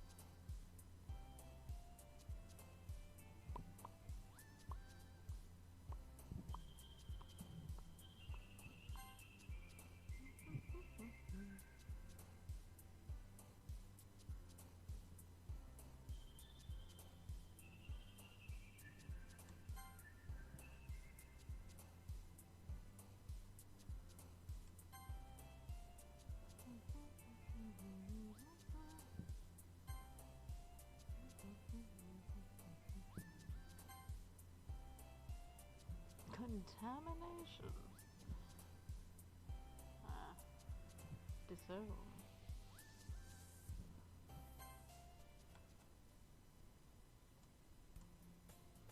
Another day passes and it's time for the club meeting already. Hooray. Gotten a little more comfortable here over the past couple of days. Entering the club room, the usual scene greets me. Hi, CabbitsaurusRex. Yo, Sayori. Looks like you're in a good mood today. I'm just still not used to you being in the club, that's all. I see. That's a pretty simple thing to get you in a good mood. But I guess it's always simple things with you anyway. Because you're such a simpleton. Speaking of which, I'm kind of hungry. Will you come with me to buy a snack? No thanks. That's not like you at all. I have my reasons. Why don't we have you look at your purse, Sayori? Never look at a lady's purse. It's always, always, always good chivalry to let them take you by surprise when they pull a weapon out. Why that all of a sudden? No reason, really. Just want to look at it. Sayori nervously retrieves her coin purse. She fumbles with the latch and gets it open. Then she turns it upside down and lets the contents spill onto the desk. Only 2 small coins fall out. I knew it. I can see right through you, Sayori. Oh, that's not fair. How did you even know? Simple. If you had enough money in the first place, you would have bought a snack before coming to the club room. So either you're not hungry and want an excuse to take a walk, or you plan to conveniently forget that you spent all your money so that I would lend you some. But there's one more thing. You're always hungry. And so that only leaves the one option. Oh, I give up. Don't make me feel guilty. If you feel guilty, that means you deserve to feel guilty. Not always true. But in this case, yes. Yuri suddenly giggles. Oh. I didn't notice she was listening in. Her face is in her book as always. I wasn't listening or anything. It was just something in my book. Yuri, tell CabbitsaurusRex to let me borrow some money. Don't get me involved like that, Sayori. Besides, you should only buy what you can responsibly afford. And frankly, after pulling a mischievous little stunt like that, your suffering is fair enough retribution. Did I just... I didn't mean that. I got too absorbed in my book. Ooh. I really like it when you speak your mind, Yuri. Even when you're chastising me. Spank me. It doesn't matter. It doesn't happen much, but it's a fun side of you. There's no way you could think that. You were right, though. I did something bad, and now I have to accept the revolution. Viva la revolution. Retribution. That! Still, coming from you, Sayori. I guess there's a little devil inside of all of us, isn't there? Don't let her fool you. Sayori knows exactly what she's doing. After all, she told you guys she was bringing me to the club before she even told me. But you wouldn't have come if it weren't for the cupcakes. So I had to trick Natsuki into making them. Oh, come on, give me more credit than that, Sayori.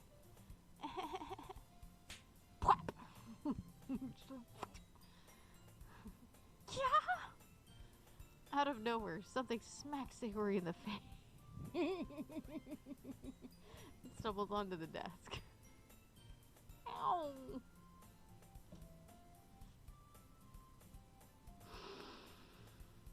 Alright.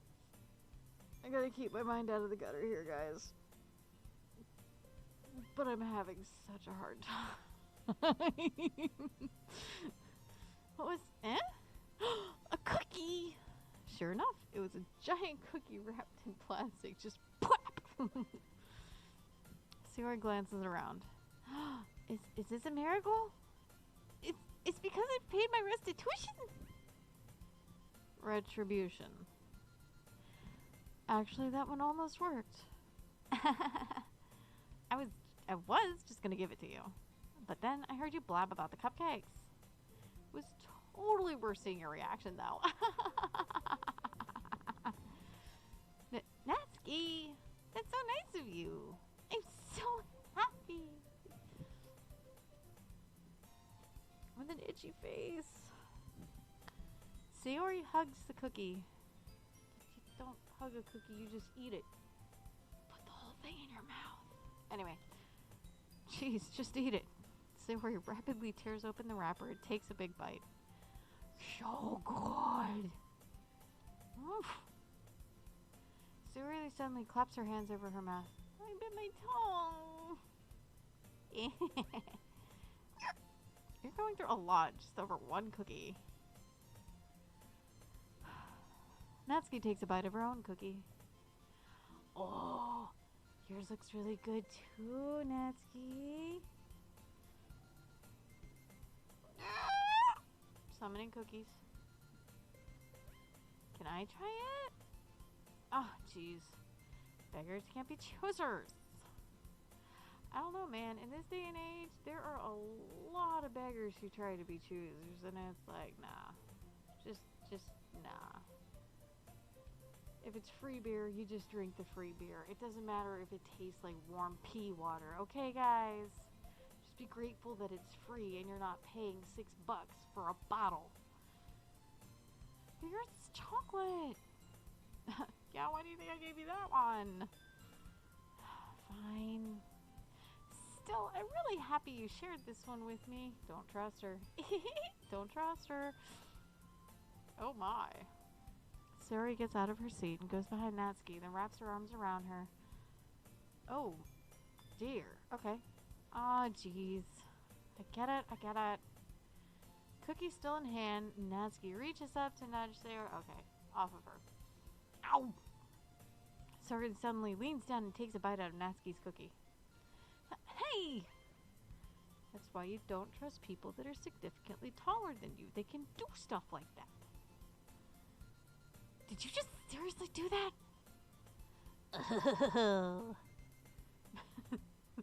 Mouthful, Sayori trots away to safety. Boop, boop, boop, boop, boop.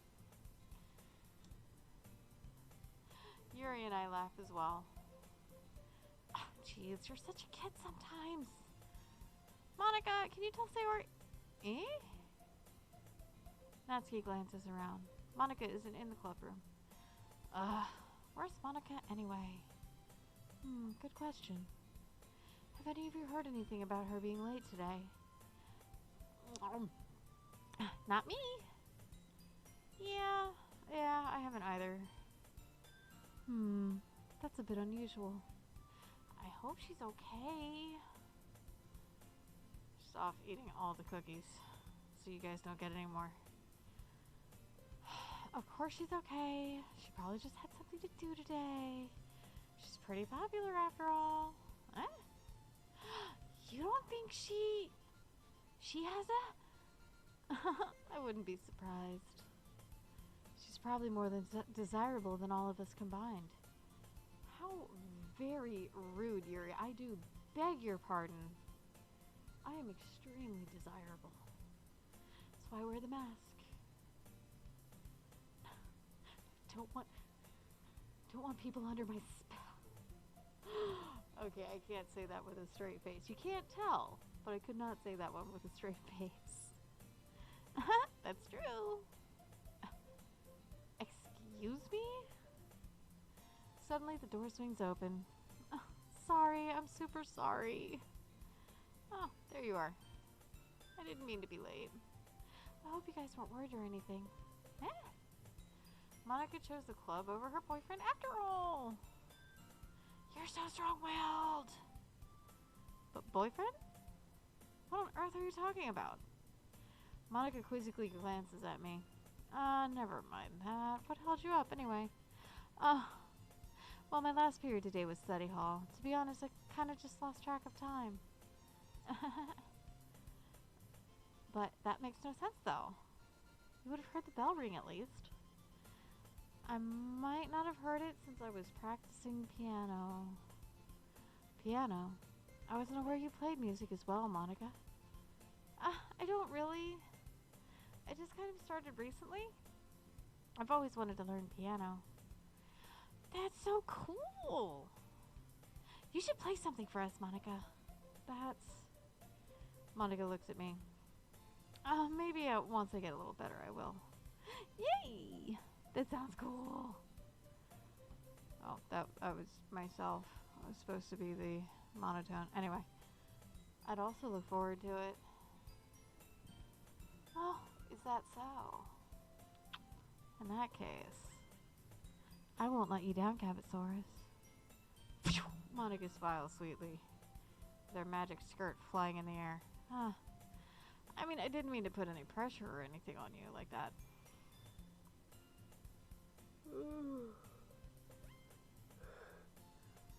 Oh goodness, I'm gonna be hitting the end of the stream soon, guys. I'll have to pick it up again next time. Once our work schedule changes, it'll be nice. I can stream. I can either stream or do YouTube episodes more, which will be really sweet. Or do both. I don't know. But me and Blue have gotta share.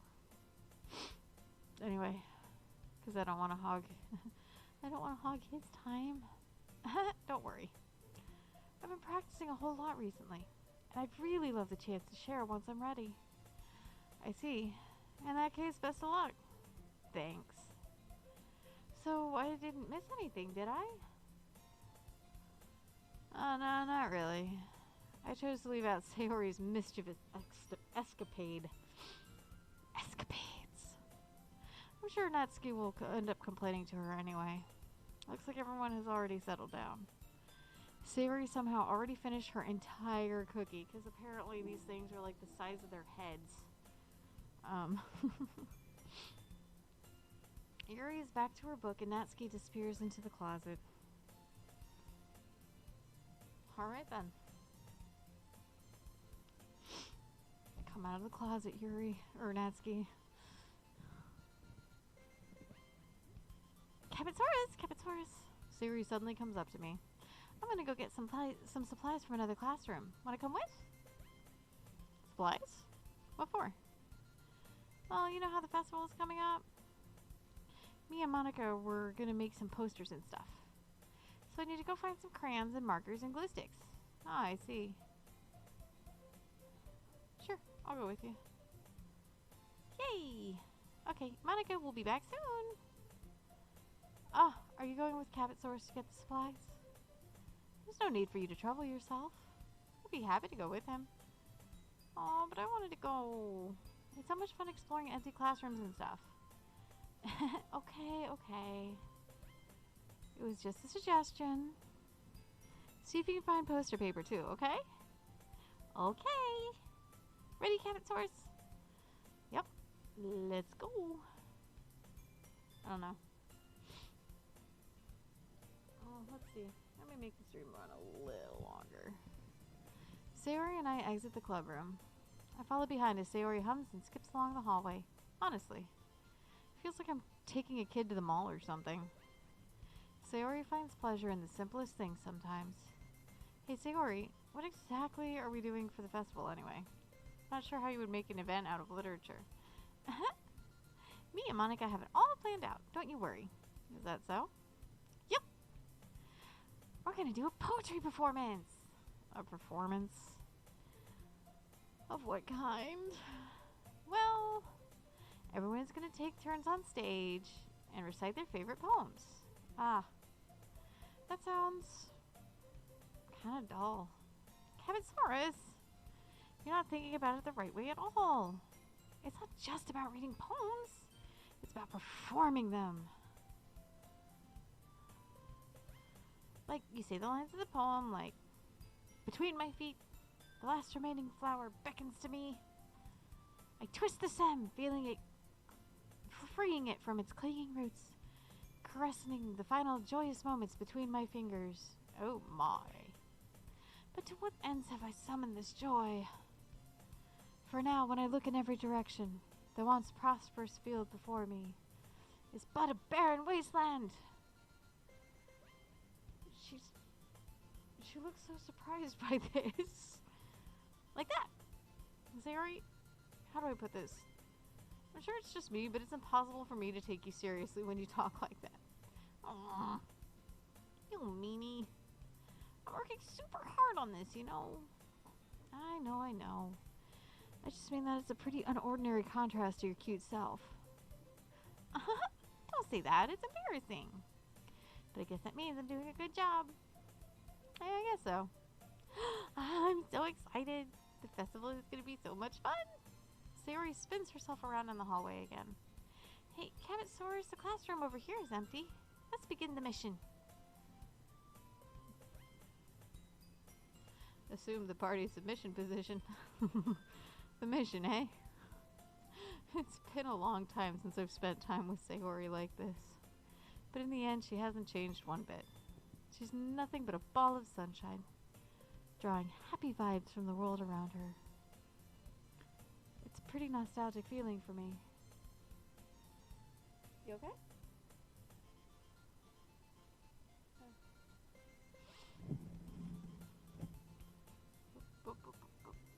No, he's still playing. Okay. I thought he was talking to me, but I guess not. As years went by, I began to hold myself up in my room more and more. So going on adventuring with Sayori brings about a special sort of feeling I forgot I had in me. And in my pants. The two of us enter the classroom. Sayori heads straight to the closet and I follow. Let's see what we have here. Crayons!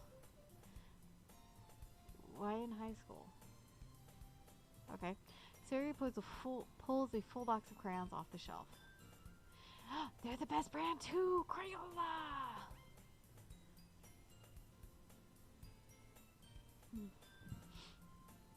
They're kind of dirty though. Sayori starts pulling various crayons out of the box, reading the color names. Alright, that one's down. Don't get distracted, we still need to find— Wait! Looking for my favorite color. Fine, fine. At least move aside so I can look for poster paper. Ah! I dropped one by accident! Sayori bends over and smacks her forehead right into the shelf. She falls to the floor and the crayons spill all over her lap. Ow, ow, ow, ow. You okay? My forehead. Sayori clutches her forehead. Jeez, Sayori. That's just like you, isn't it? Come on, let me see. Since Sayori is sitting on the floor, I grab her by the waist and pull her out of the closet. Oh my. You have to move your hand, Sayori. It hurts. Just do it for a second. Oh my. I'm once again uncomfortable. Sayori slowly releases her hands from her forehead. I gently brush her bangs to the side. Oh. Sorry. 18, right? 18. There's a huge red mark on the center of her forehead. A bump is starting to form as well. Oh man, that's gonna swell up. I should find you some ice. Oh, CabbitsaurusRex. Where do you even find ice around this time? I guess a cold drink would do. You don't have to. I'm fine with looking like a unicorn. Even wincing in pain, Sayori makes a silly joke. What are you saying? Just stay right like that. I'll be right back, okay? Okay. I pat Sayori on the shoulder. Sure, that's what you do. And run out into the hallway. I locate the nearest vending machine. What should I get? It doesn't really matter since it will be used as an ice pack rather than to drink. But I know Sayori likes apple juice, so I purchase that one. In just a moment, I'm already returning to the classroom where I left Sayori. Jesus, okay. She has one palm on her forehead, using the other hand to clumsily scoop crayons back into the box. At least they were already in the wrong spots before I spilled them. Sayori, here. I hand Sayori the bottle of apple juice. Oh, it's nice and cold. Sayori opens the cap and starts drinking from it. Sayori, what are you doing? It's for your forehead, idiot. Sorry, I forgot. How hard did you hit your head? Sayori places the bottle against the bump on her head. Oh, it stings. Just bear with it. It'll feel better soon. Looks like you cleaned up most of the crayons. That's good. Hey, CabbitsaurusRex? This kind of reminds you of growing up, doesn't it? Huh? What do you mean? You know, how we used to play outside all the time. I'd always try to keep up with you. You were kind of oblivious in some ways.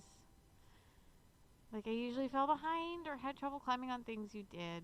But sometimes when I tried to do things I couldn't, I would get hurt. I'd fall and scrape myself or get a bump. I would start crying really, really hard. And you would rush over as quick as you could. And you would try really hard to get me to stop crying. It's almost like you blamed yourself and were afraid of getting in trouble if someone found out. Even though it really wasn't your fault at all, you know? Did I really do that? Yeah? You don't remember? Come to think of it, maybe I do remember a bit. I guess I was always so focused on my games that I didn't pay enough attention to you. Aww. So in a way, it is my fault. Kind of like this time, too.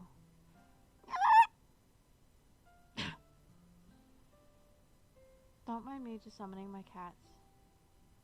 They don't respond to that, though. I wasn't rushing out of the closet, you wouldn't have hit your head, by the way. CabbitsaurusRex, I don't think you really realize it, but you're always thinking about other people. Even after all these years. You're rushing to help me, even though I'm just being clumsy. With my legs just spread wide apart like that. Good God. You really are a sweetheart. Don't call me that. And I don't really do this kind of thing all the time. I guess when it comes to you, it just feels natural. Before I even know it, I'm treating you like that. Well, I guess that's what happens when you've been friends for so long. Really? Maybe you're right. CabbitsaurusRex, I'm so glad that nothing's changed between us. Bet he's not. Do you think it'll be like this forever? Bet he doesn't want it to be. Forever.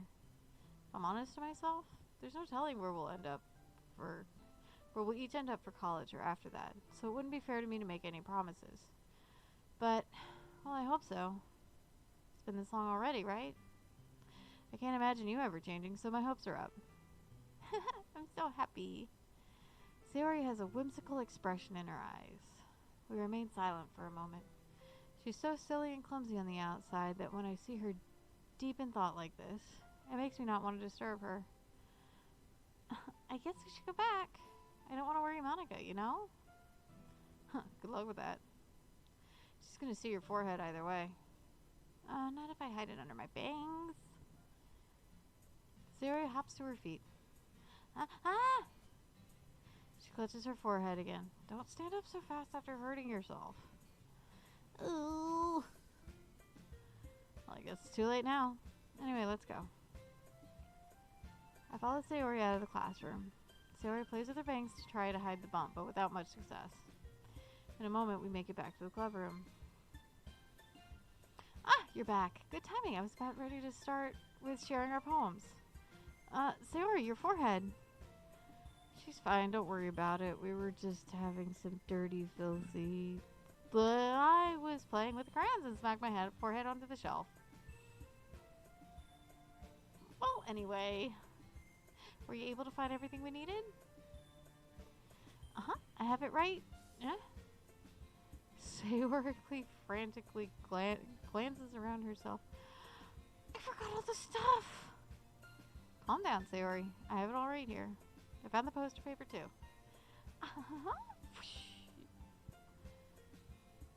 It sounds like you ended up doing all the work, CabbitsaurusRex. Oh, well, Sayori... I failed to come up with an excuse for Sayori. Guys, it's hard being a klutz. You know, it's you know what? It's not even that we're klutzes or clumsy. It's just that chairs, table, floors, the wall, the ceiling, all of that hates us. Okay, they're out to get us. I made it an adventure. Yeah, that. Okay. In any case, good work. I'll start working on the posters tonight.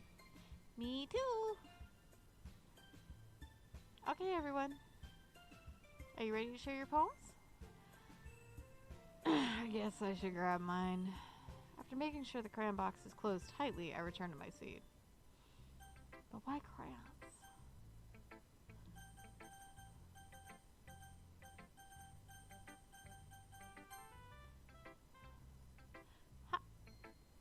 Oh, I thought I clicked Yuri and it went to Monica. Okay, weird. Oh, hello, Meta Nightbra. How are you doing? I literally just saw this.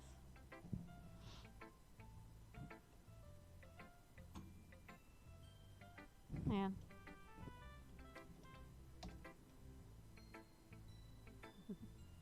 Oh my god. Alright, anyway. How's the writing going? Alright, I guess. I'll take that. As long as it's not going bad. I'm happy that you're applying yourself. Maybe soon you'll come up with a masterpiece. I wouldn't count on that, guys. You never know. Want to share what you wrote for today? Sure, here you go. Give my poem to Monica. Alright. It's pretty good. It makes me think of Sayori, like the other one you wrote. You two are like the dynamic duo. That's kind of exaggerating it. Yeah, probably. But you do spend a lot of time with her, even in this club, don't you? Then again, I don't blame you for being a little shy. I'm not shy, it's just... I'm just teasing. I know it takes a bit of time to make friends with everyone. But Yuri and Netsuki are super interesting people, so don't be afraid to give them their share of time. And you can talk to me every now and then too. I'm not like unapproachable or anything, am I? Oh, this poor child. Oh no, it's nothing like that. I'm just still getting used to being here, that's all. Yeah.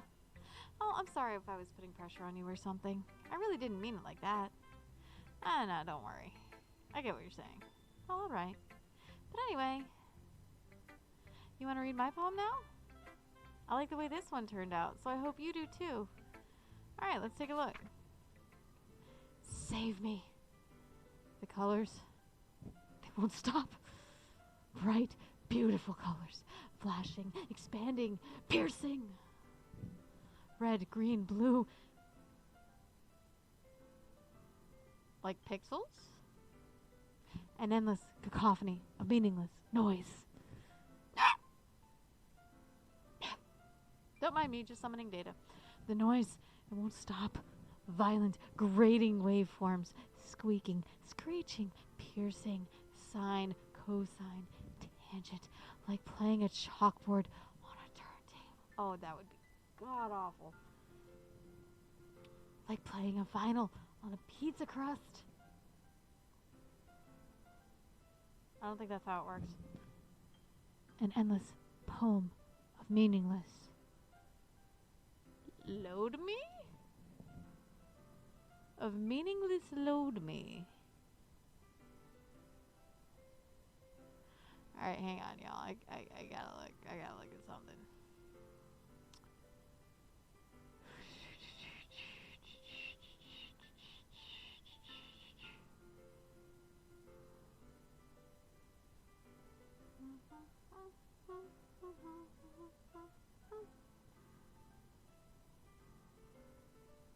Where's my Steam? There's Streamlabs.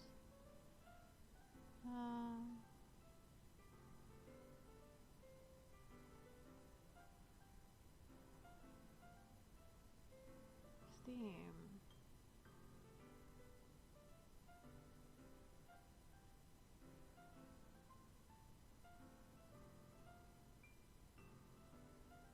Under user data? Oh. Huh, interesting. So it says load me. I don't know. Here we go. Games.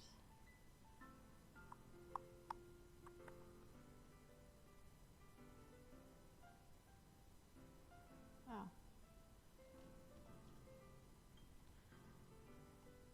Alright, I'm pretty sure there's... I'll look at it later. It's just interesting. Okay.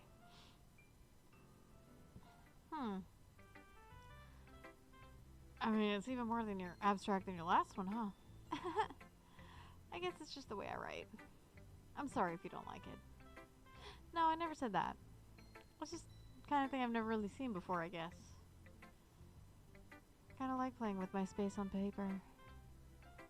Choosing where and how to space your words can totally change the mood of the poem. It's almost like magic.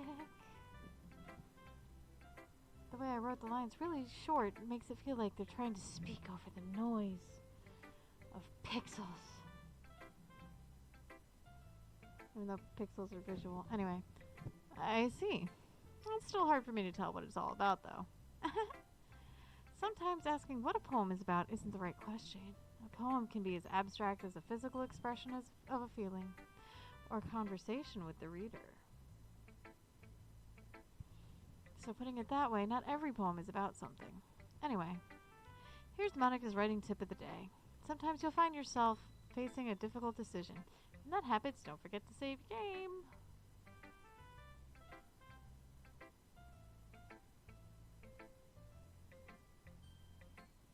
Devil woman. Ooh. Oh, the poppin' feels good. Okay. You never know when you might change your mind. Or when something unexpected may happen. Wait, is this tip even about writing? Obviously not. What am I even talking about? You know. That's my advice for today. Thanks for listening. Weird. Are you still mad at me? Huh? For disrespecting Natsuki yesterday. Because reading this poem, now I know why you got mad at me. Because you prefer her writing over mine. That's not really true. Meaning when I disrespected her, I disrespected you too, didn't I? Oh no. Yuri, you might be reading into this a little too much. How could I be so stupid? Punish me. I always let these things happen. Whenever I think before I speak, I just come off as awkward and unlikable. But if I speak without thinking, the things I want to keep inside come out and make people hate me. So please don't force yourself to be around me. I know this is what Monica wants. But it's not fair to you when you could be enjoying your time with Natsuki and Sayori. Yuri, please. It makes it easier for me if you don't express any concern.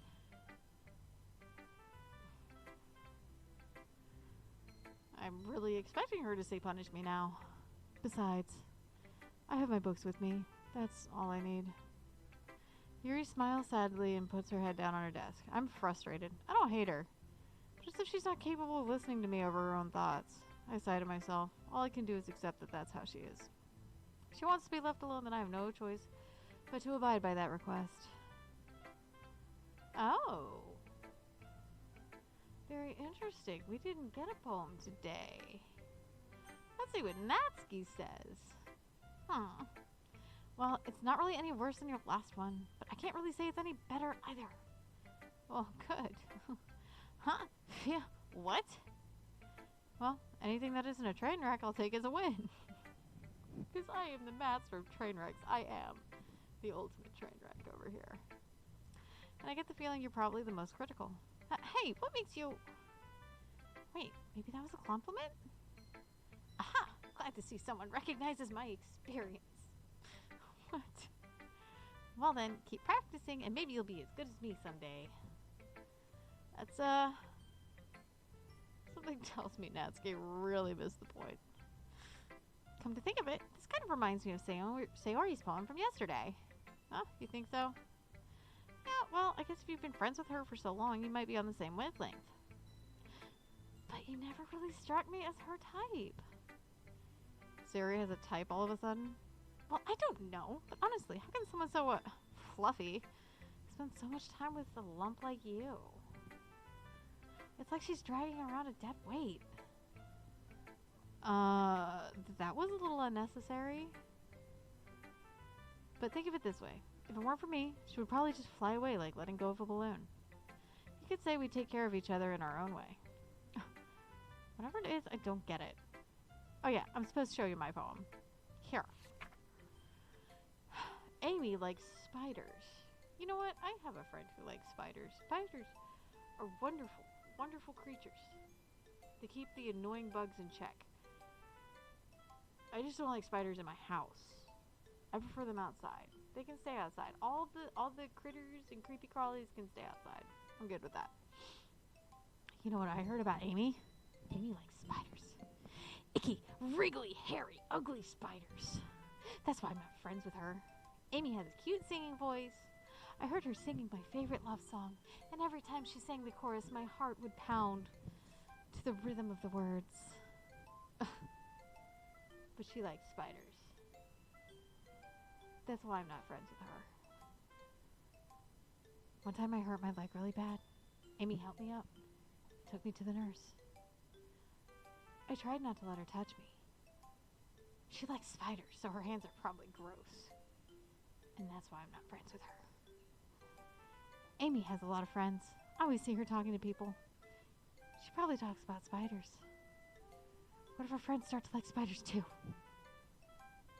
Oh God. What if they do? That's why I'm not friends with her. It doesn't matter if she has other hobbies. It doesn't matter if she keeps it private. It doesn't matter if it doesn't hurt anyone. It's gross. She's gross. The world is better off without spider lovers. And I'm gonna tell everyone. It's actually kind of sad how much this relates. Like, there are actually a lot of people like that nowadays.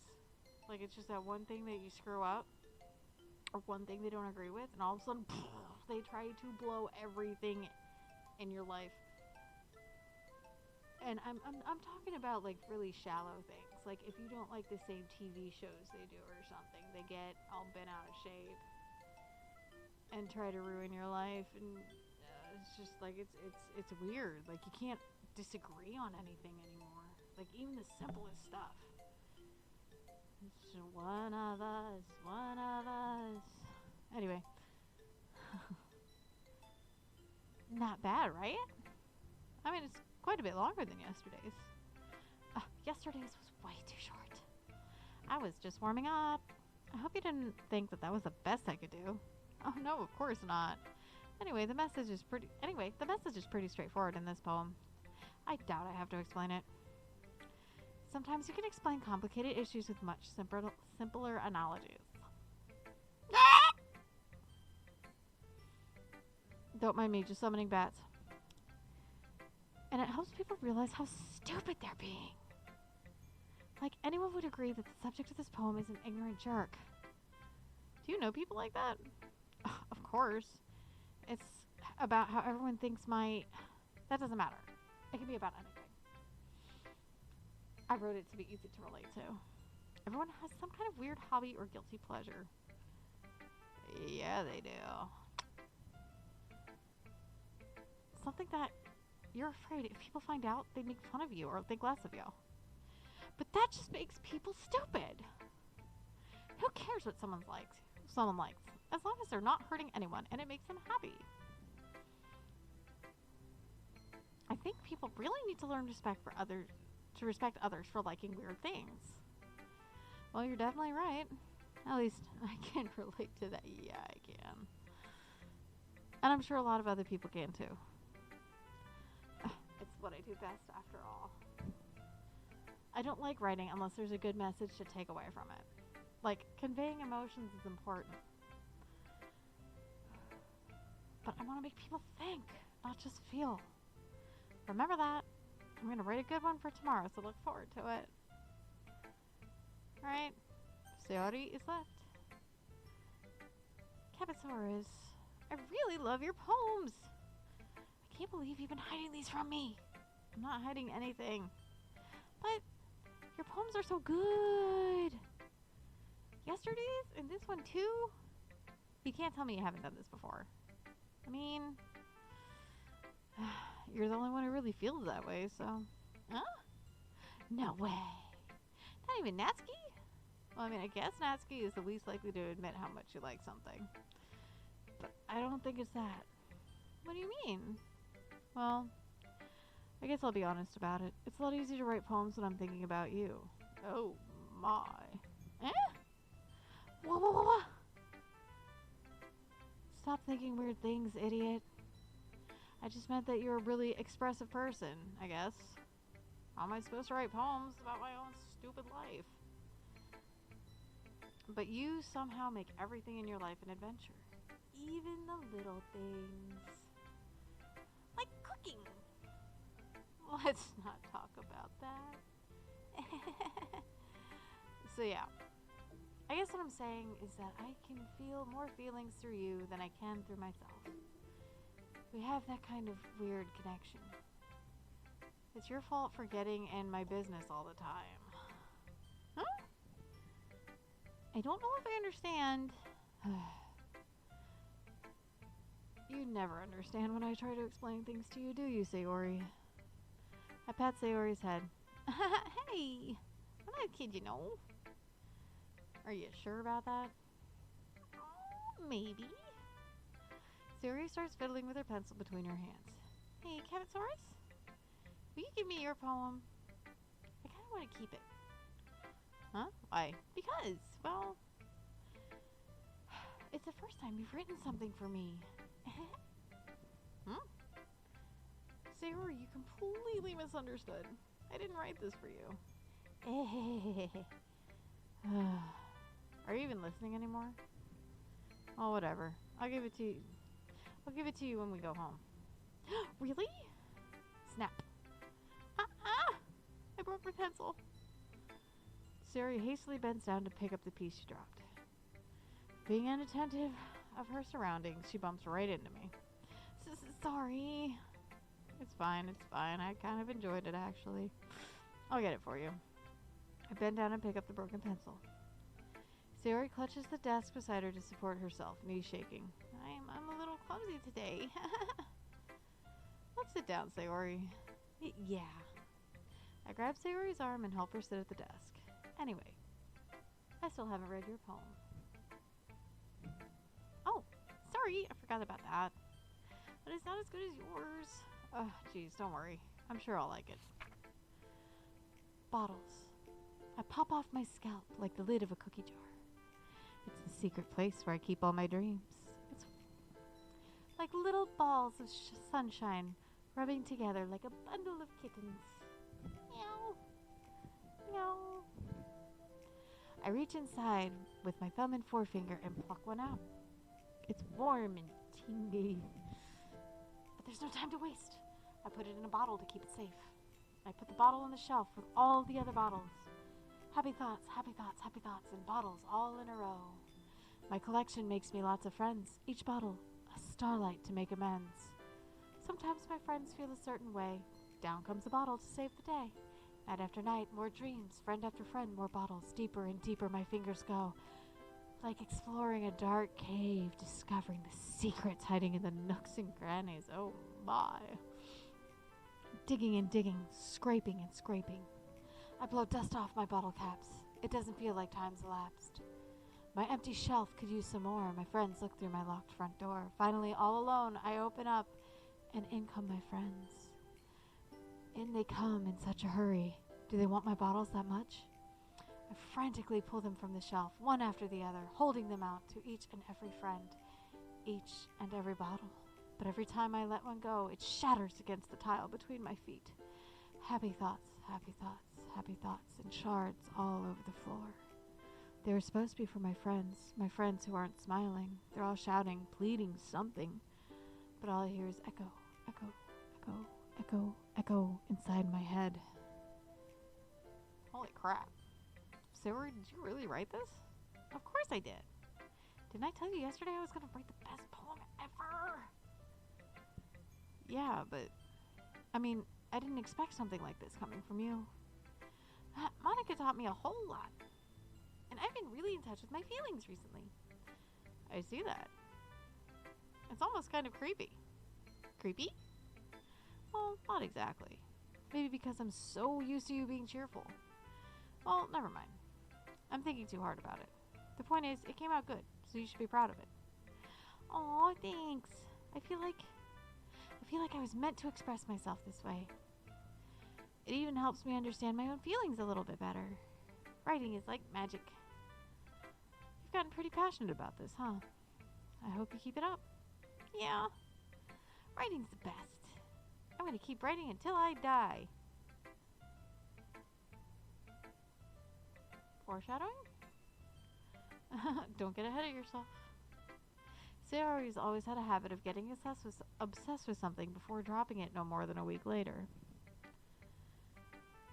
I wonder if this is one of those times. But seeing the passion in her eyes makes it hard for me to be pessimistic. Okay, everyone. We're all done reading each other's poems, right? I have something extra planned today, so if everyone could come sit at the front of the room.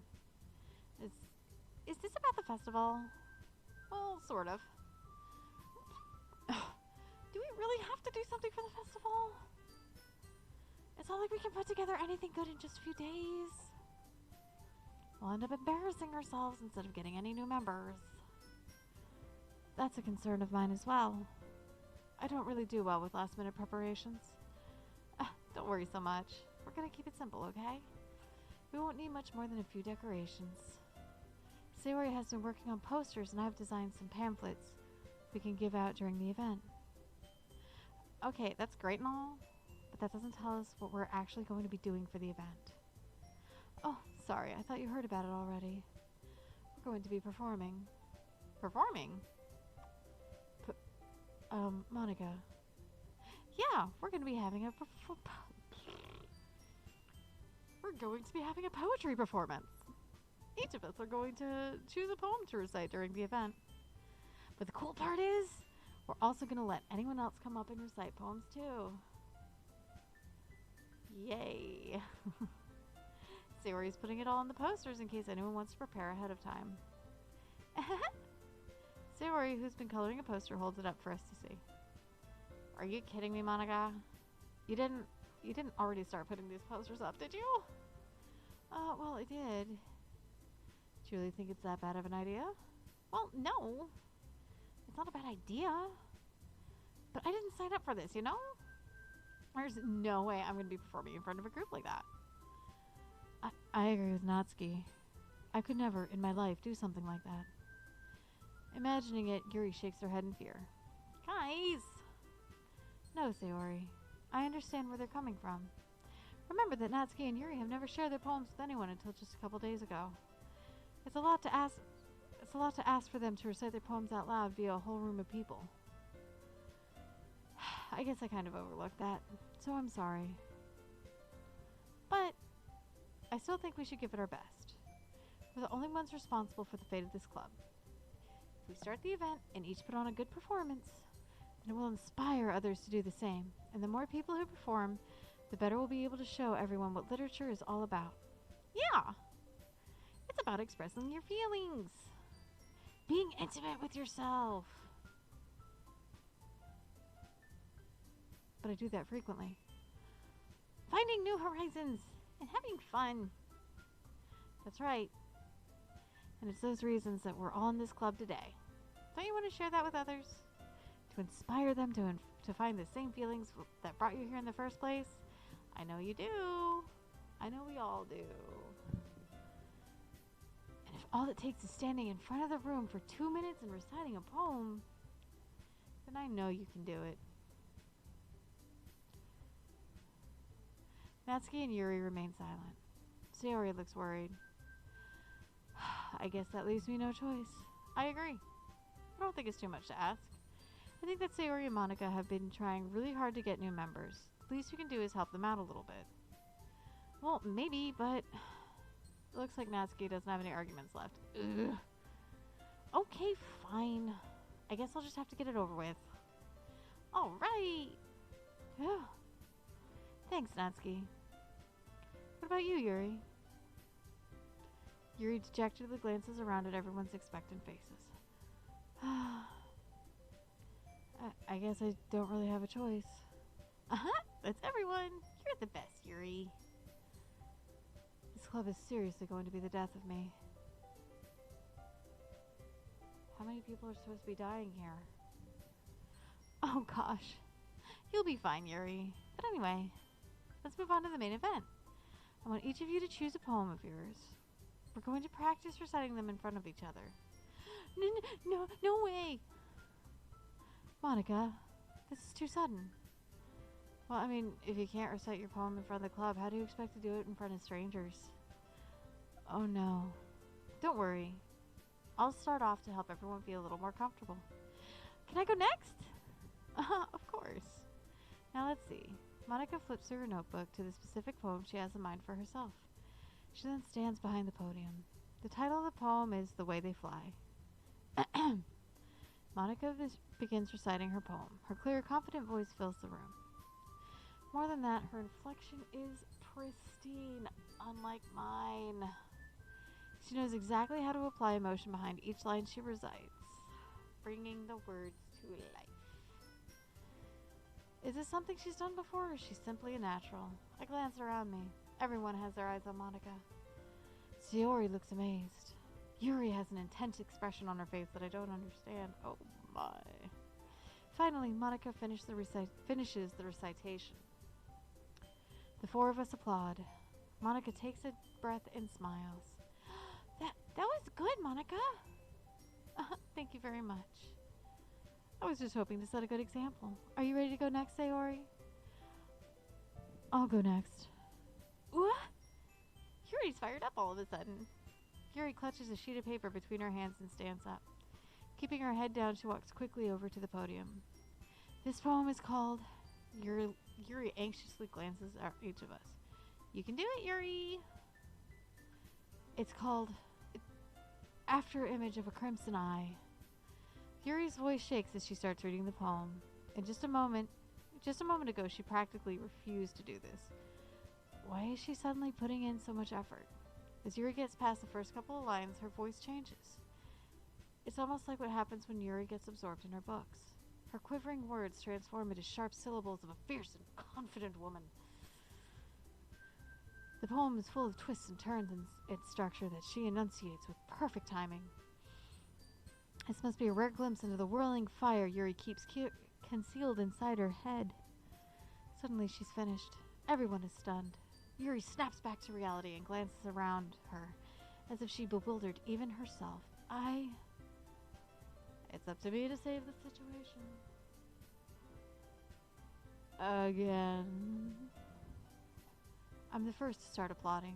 Everyone joins me afterward, and we give Yuri the recognition she deserves. It's not that we didn't want to applaud for her, but we were so caught off guard that we must have forgotten. As we applaud, Yuri holds the poem to her chest and rushes back to her seat.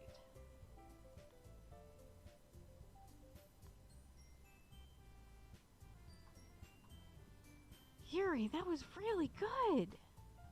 Thank you for sharing. Looks like Yuri is down for the count. Okay, I guess I'm next then. Sayori hops out of her chair and cheerfully walks to the podium. This one's called My Meadow. Sorry, I giggled.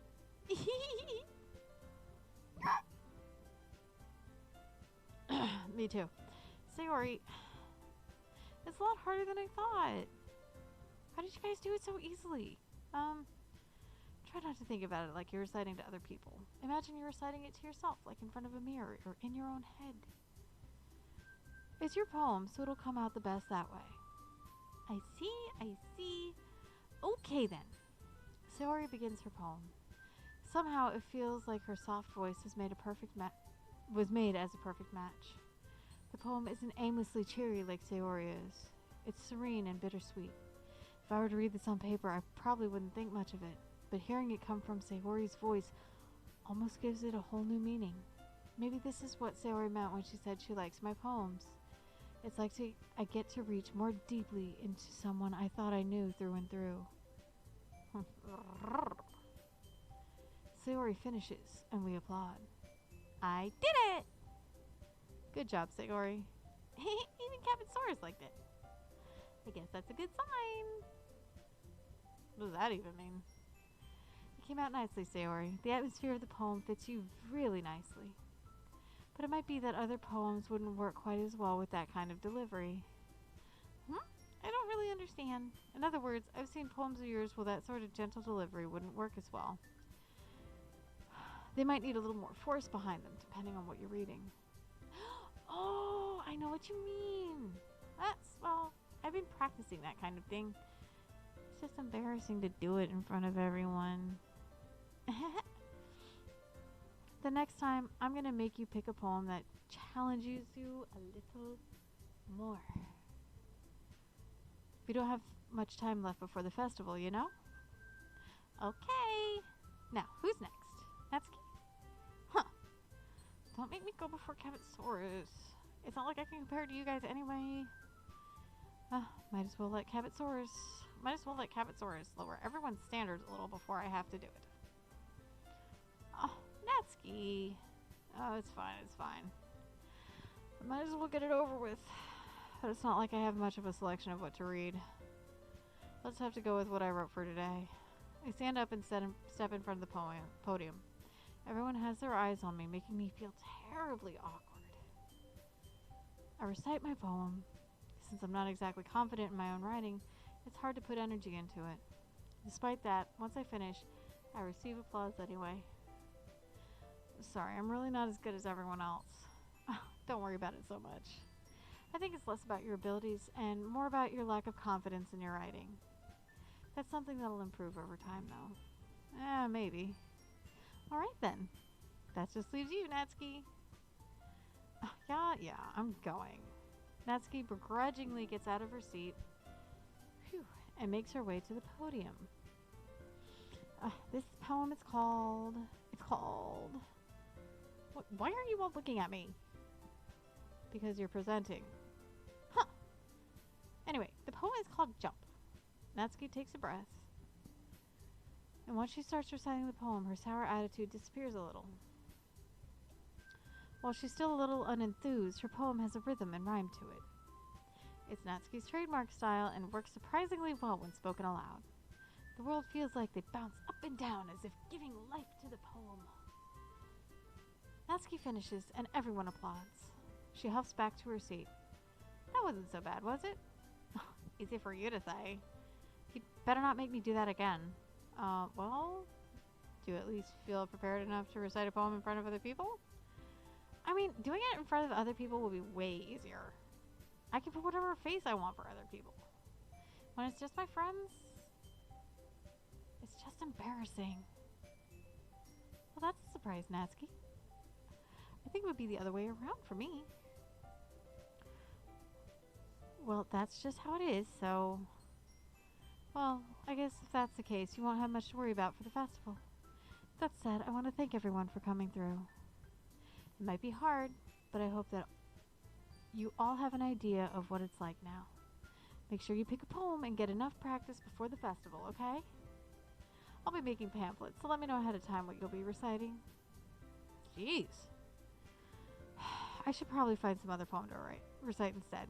That's fine too. It doesn't have to be your own. I'm already pleasantly surprised with what you've been putting in all this. They've been putting all this effort into the club. It makes me really happy. Yeah, no problem. Okay, everyone. I think that's about it for today. I know the festival is coming up, but let's try to write poems for tomorrow as well. It's been working out really nicely so far, so I'd like to continue that. As for the festival, we'll finish planning tomorrow, and then we'll have the weekend to prepare. Monday's the big day.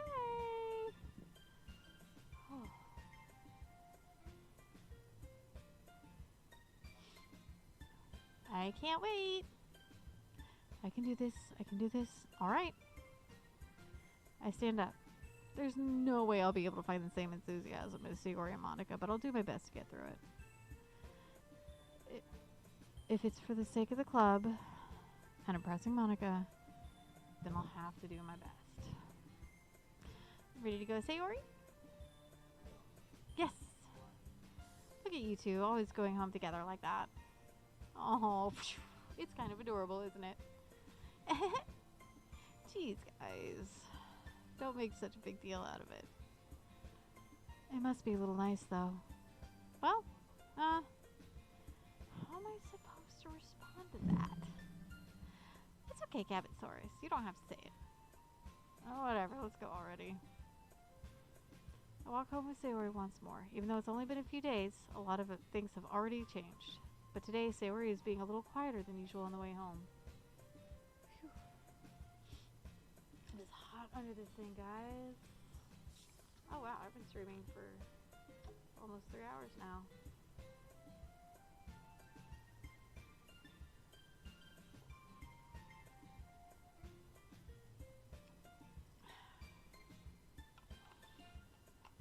Hey, Sayori. Sorry, I was spacing out, as I commonly do. Ah, no wonder. There we go. Okay. I was thinking about something from earlier. I like how we get to, Sayori fumbles with her words. So, let's just say that one day, Yuri asked to walk home with you. What would you do? What kind of question is that? You're kind of putting me on the spot here. Well, I'd walk home with Sayori. After all, it's Sayori's day. You really think I would ditch you for Yuri? Eh? But She's so beautiful and smart. Jeez. I already see her in the club every day. Besides, you always seem to really like going home together. I wouldn't just ruin that for you. You're so silly, Cabbitsaurus. You think about me way too much sometimes. Yuri would deserve it if she wanted it, so Sayori, I've already made up my mind. I really can't figure you out sometimes. Sorry. Besides, what's the point in speculating something that's never gonna happen? Aw. The conversation trails off. It's kind of a weird thing for Sayori to care so much about, but I want to respect her and keep her happy too. Then again, the festival is only a few days away. Who knows what will happen in that time?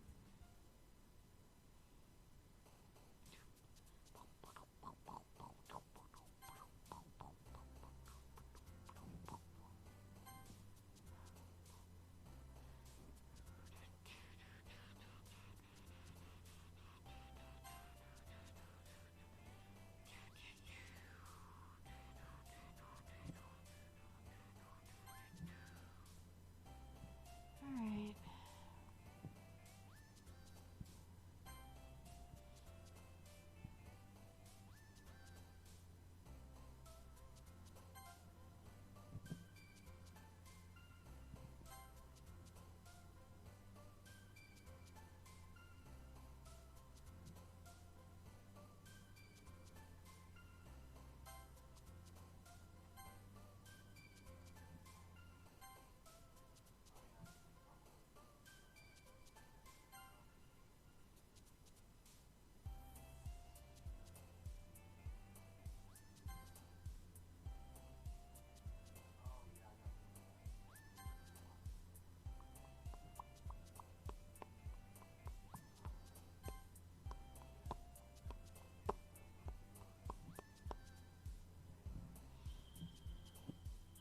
Oh, I thought it was almost at the end of the stream. I'm gonna see how far I can take this.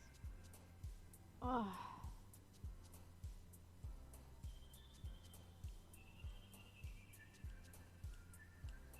Okay, I got 6 more words.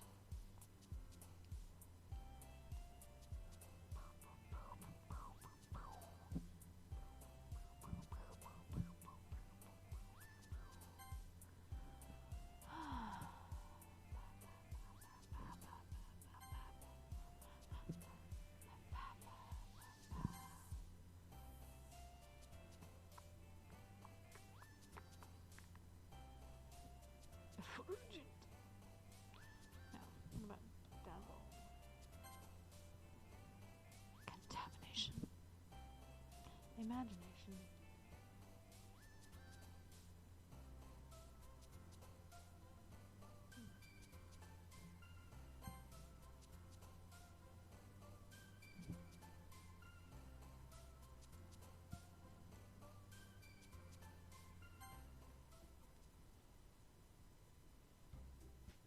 Oh man.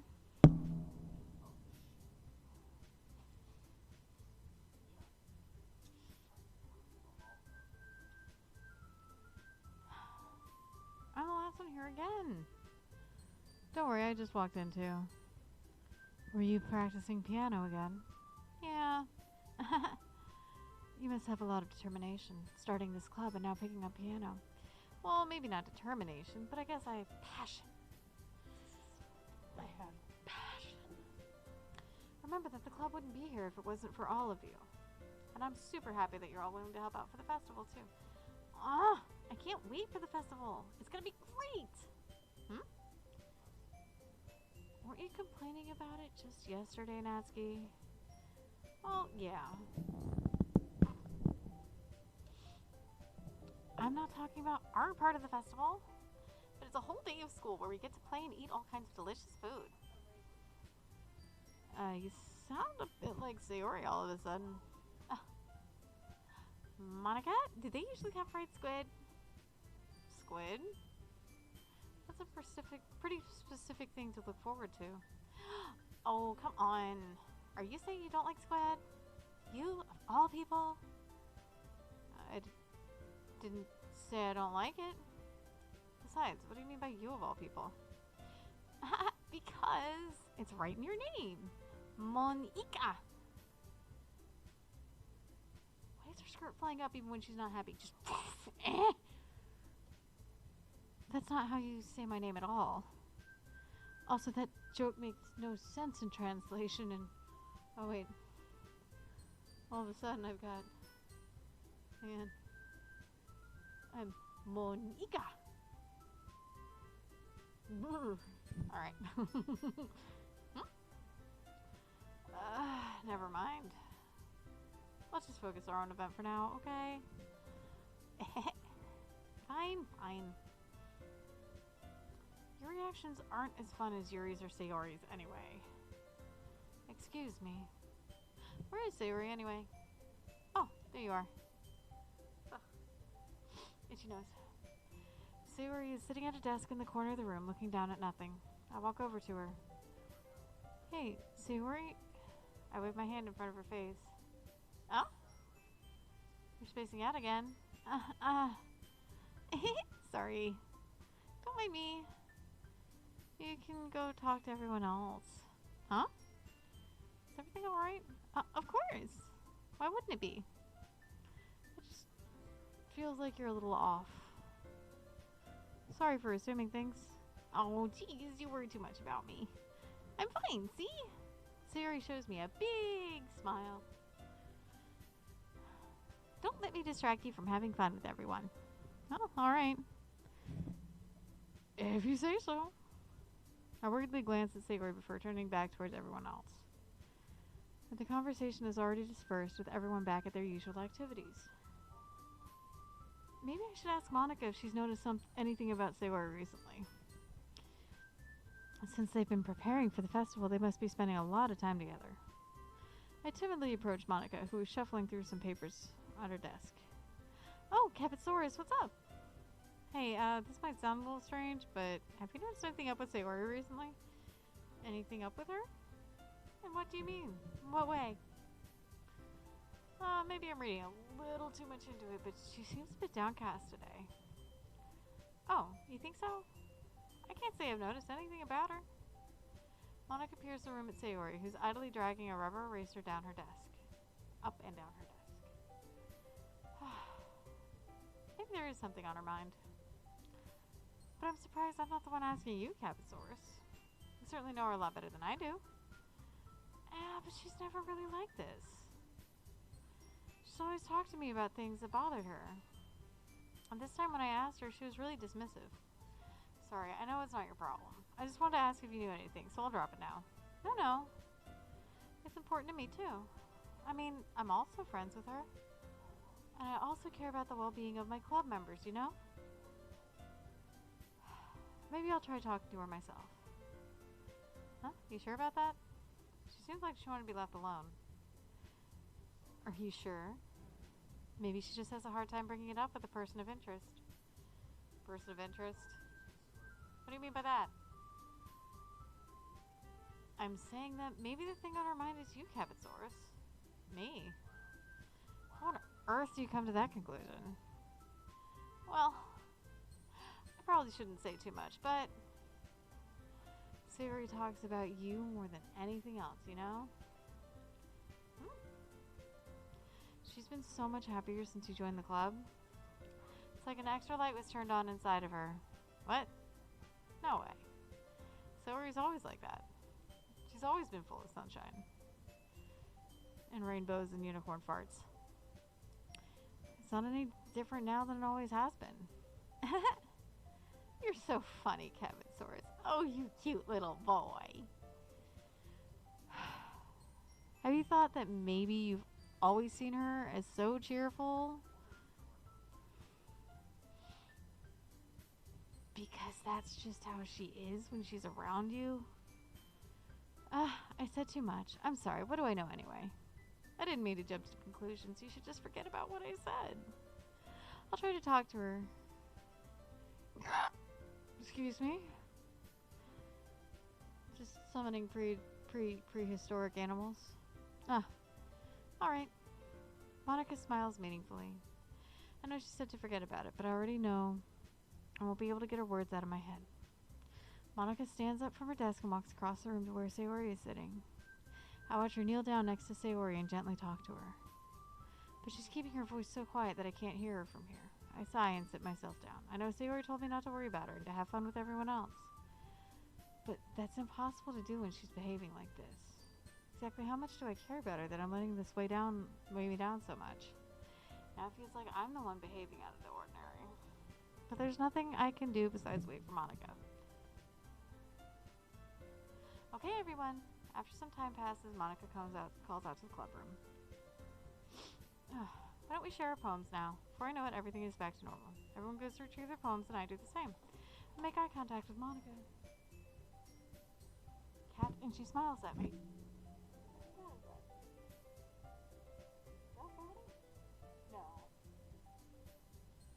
Oh no, that's Felicia. Okay, that's not Fatty. I wonder what she was talking about with Sayori.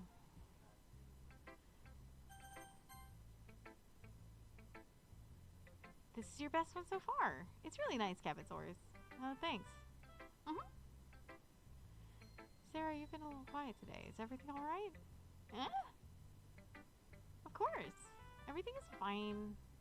Maybe I'm just a little tired today. Do you want a nap or something? Oh, no, that's silly. Don't worry about me, okay? I only want to see smiles on your face.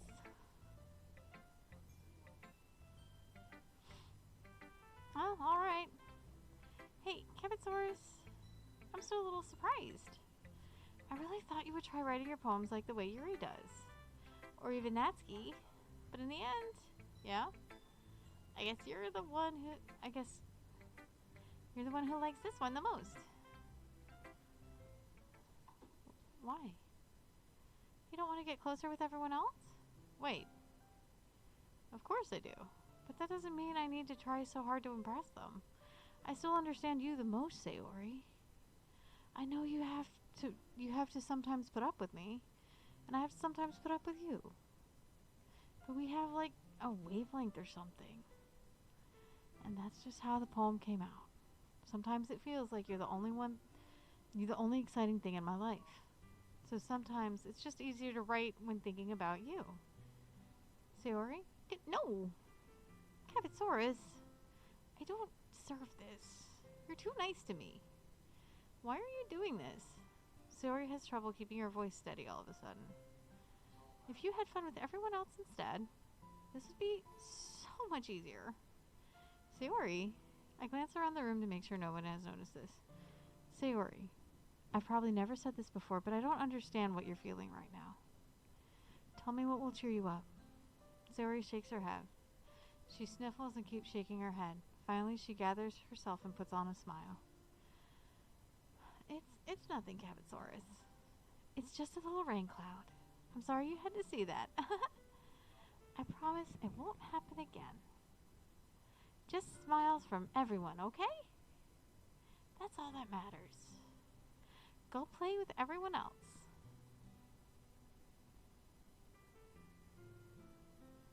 Think you know something? I'm gonna go home a little bit early today. Sayori, tell Monica I wasn't feeling well, okay? I'll see you tomorrow. Before I can say anything, Sayori cheerfully walks out of the classroom. It's humming to herself. Oh, Albergar, thank you for the follow. I know that's like 15 minutes late. I apologize. Before I can say anything else, Sayori cheerfully walks out of the classroom, humming to herself. Okay. Monica.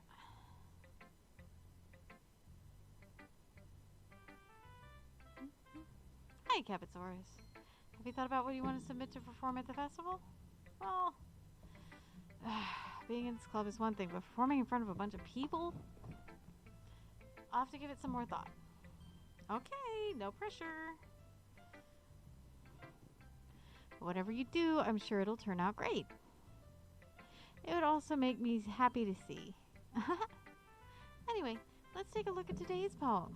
Oh, sure. I'll let Monica take the poem I'm holding in my hands.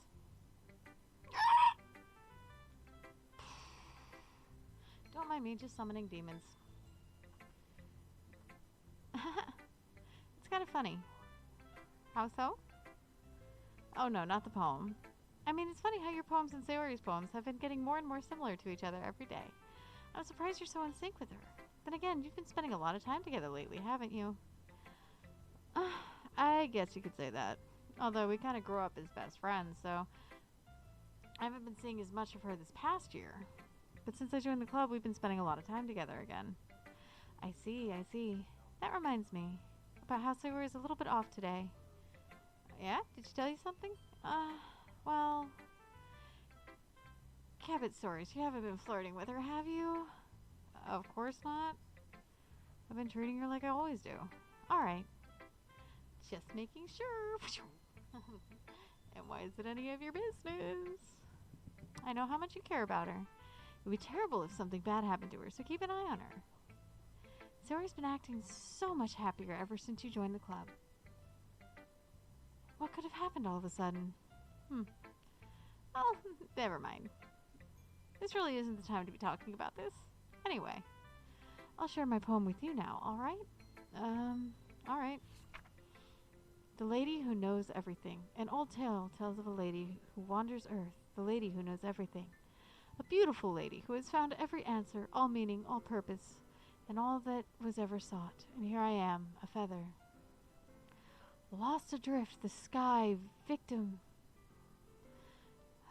Lost adrift the sky, victim of the currents of the wind. Day after day I search with little hope, knowing legends don't exist. But when all else has failed me, when all others have turned away, the legend is all that remains. The last dim star glimmering in the twilight sky. Until one day the wind ceases to blow. I fall. I fall and fall and fall even more, gentle as a feather, a dry quill expressionless. But a hand catches me between the thumb and forefinger, the hand of a beautiful lady. I look at her eyes and find no end to her gaze. The lady who knows everything, knows what I am thinking. Before I can speak, she responds in a hollow voice. I have found every answer, all of which amount to nothing. There is no meaning, there is no purpose, and we seek only the impossible. I am not your legend. Your legend does not exist. And with a breath, she blows me back afloat, and I pick up a gust of wind. You know, I feel like learning and looking for answers are the sorts of things that give life meaning. Not to get too philosophical or anything, but it was kind of on my mind, so that's what I wrote about.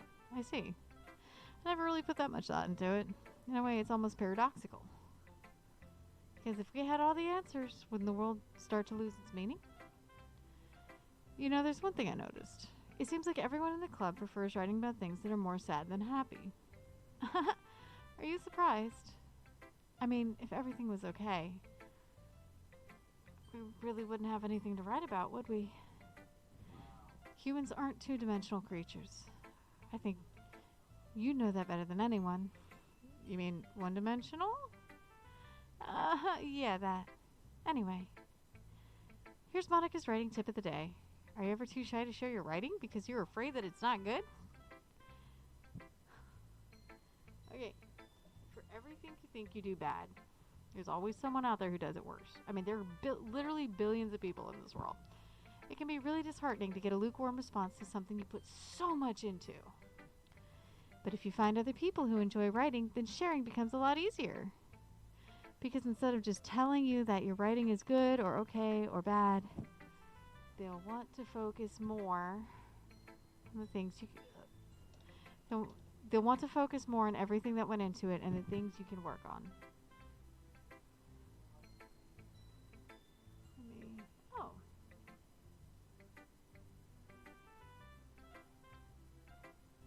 Oh, I'm still alive. Sweet. Everything's working the way it should. I'm happy. 2.5 hours later.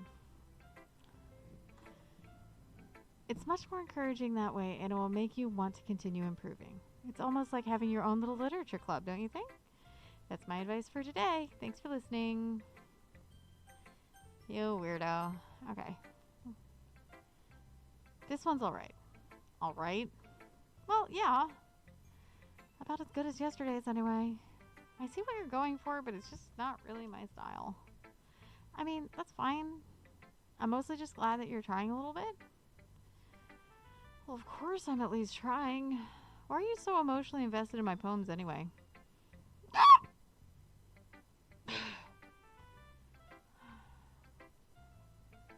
Don't mind me, just summoning the void. Isn't that more of a compliment to me? Huh? No, gross. It's not like I care. It's just that one of us in this club has to make sure you're not slacking off. Really? Well, what if you ended up just scaring me away? That's, it's not like you would actually do that. Yeah, you're right. It's kind of fun to hang out here, even if I have to put up with you. Gah.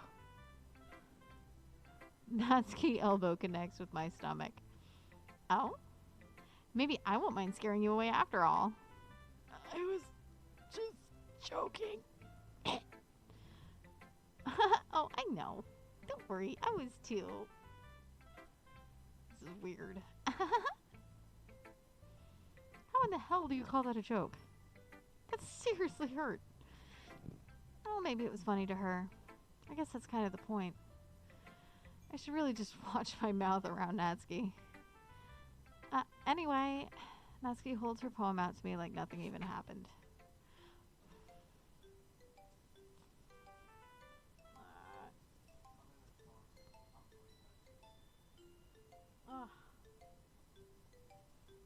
Oh, don't mind me. Itchy forehead. I'll be your beach. Your mind is so full of troubles and fears that diminished your wonder over the years. But today I have a special place, a beach for us to go. A shore reaching beyond your sight, a sea that sparkles with brilliant light. The walls in your mind will melt away before the sunny glow.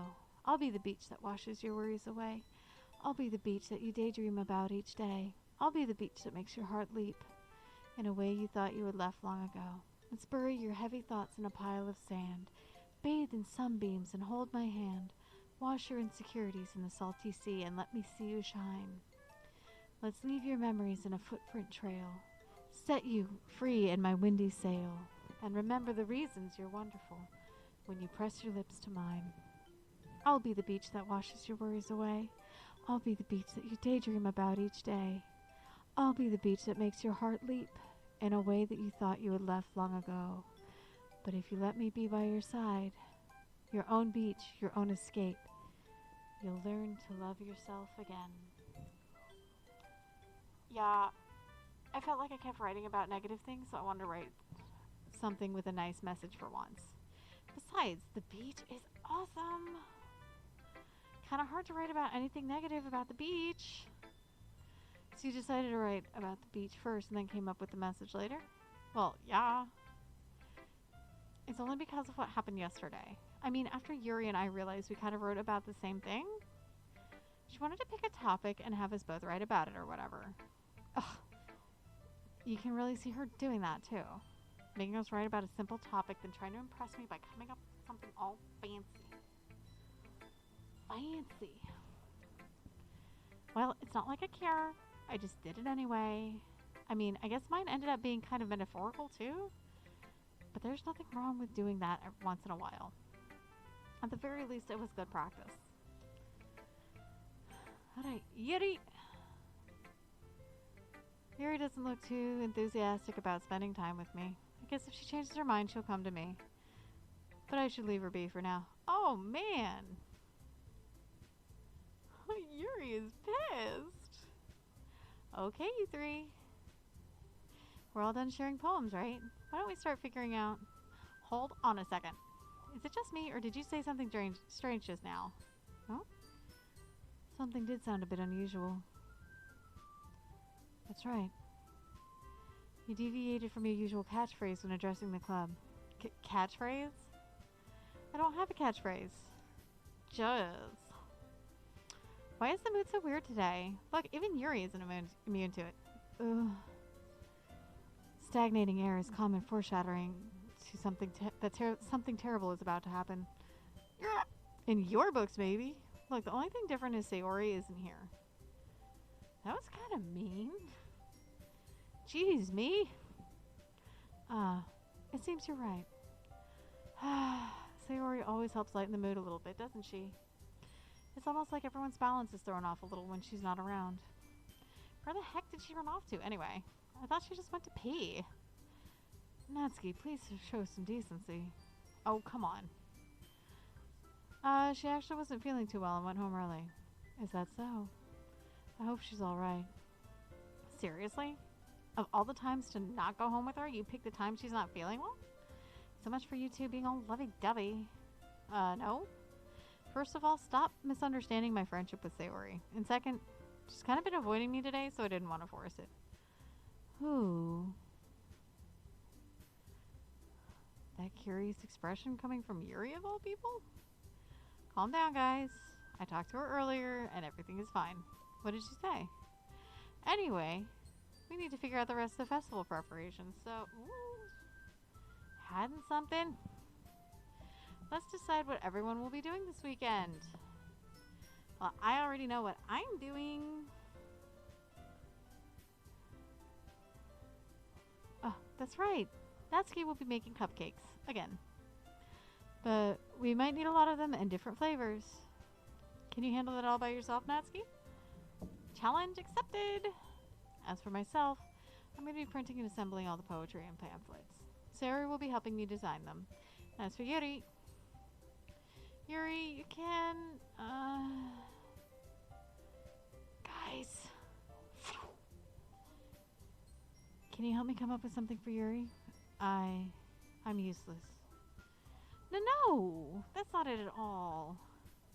You're the most talented person here, you know? Now, Netsuki's spotting too? Jeez, even I can tell now. I guess I never gave Sayori enough credit. But I can tell things are even harder on you when she's not around. That may be the case. But if I can't also be a leader on my own, then I won't grow as a person. So Yuri, you have beautiful handwriting, you know? So you should make some banners and decorations to help set the atmosphere. Atmosphere? About that. I love atmosphere. Yuri's expression suddenly changes as she stares at her desk and focus and starts nodding to herself.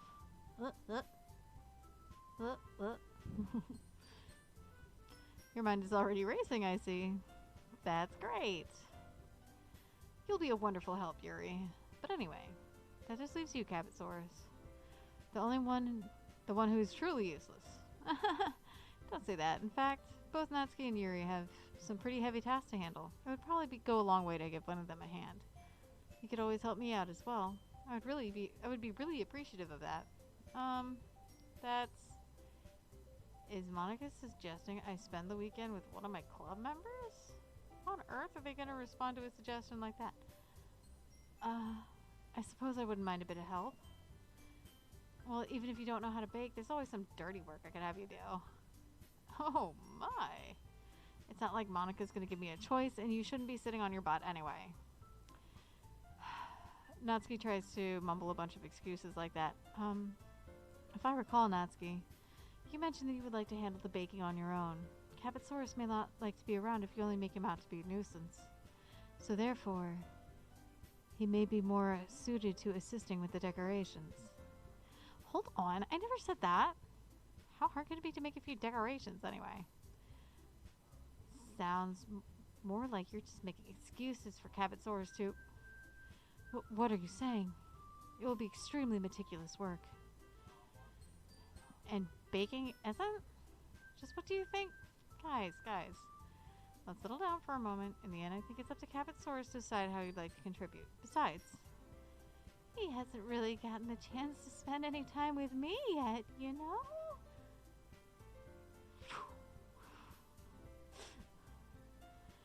So I'm sure he's interested in... You literally just said, I'm surprised as well. Sorry. I was just saying though, jeez. Can we just settle this already? Yeah. CabbitsaurusRex, you're okay with this, right? In the end, it's up to you. Of course. Very well. In that case, everyone looks straight at me. And of course, I'm going to go with... I mean, if it's going to be anyone, I'd prefer helping Sayori. I mean, We're already neighbors, and Monica said that Sayori was helping her. Jeez. Do you really hate us that much? No. Oh, jeez. Okay. Sorry, I didn't mean for this to be difficult. Just think of the club, okay? I mean, I've irritated Natsuki less. So, oof, itchy nose. Why don't I go with Yuri?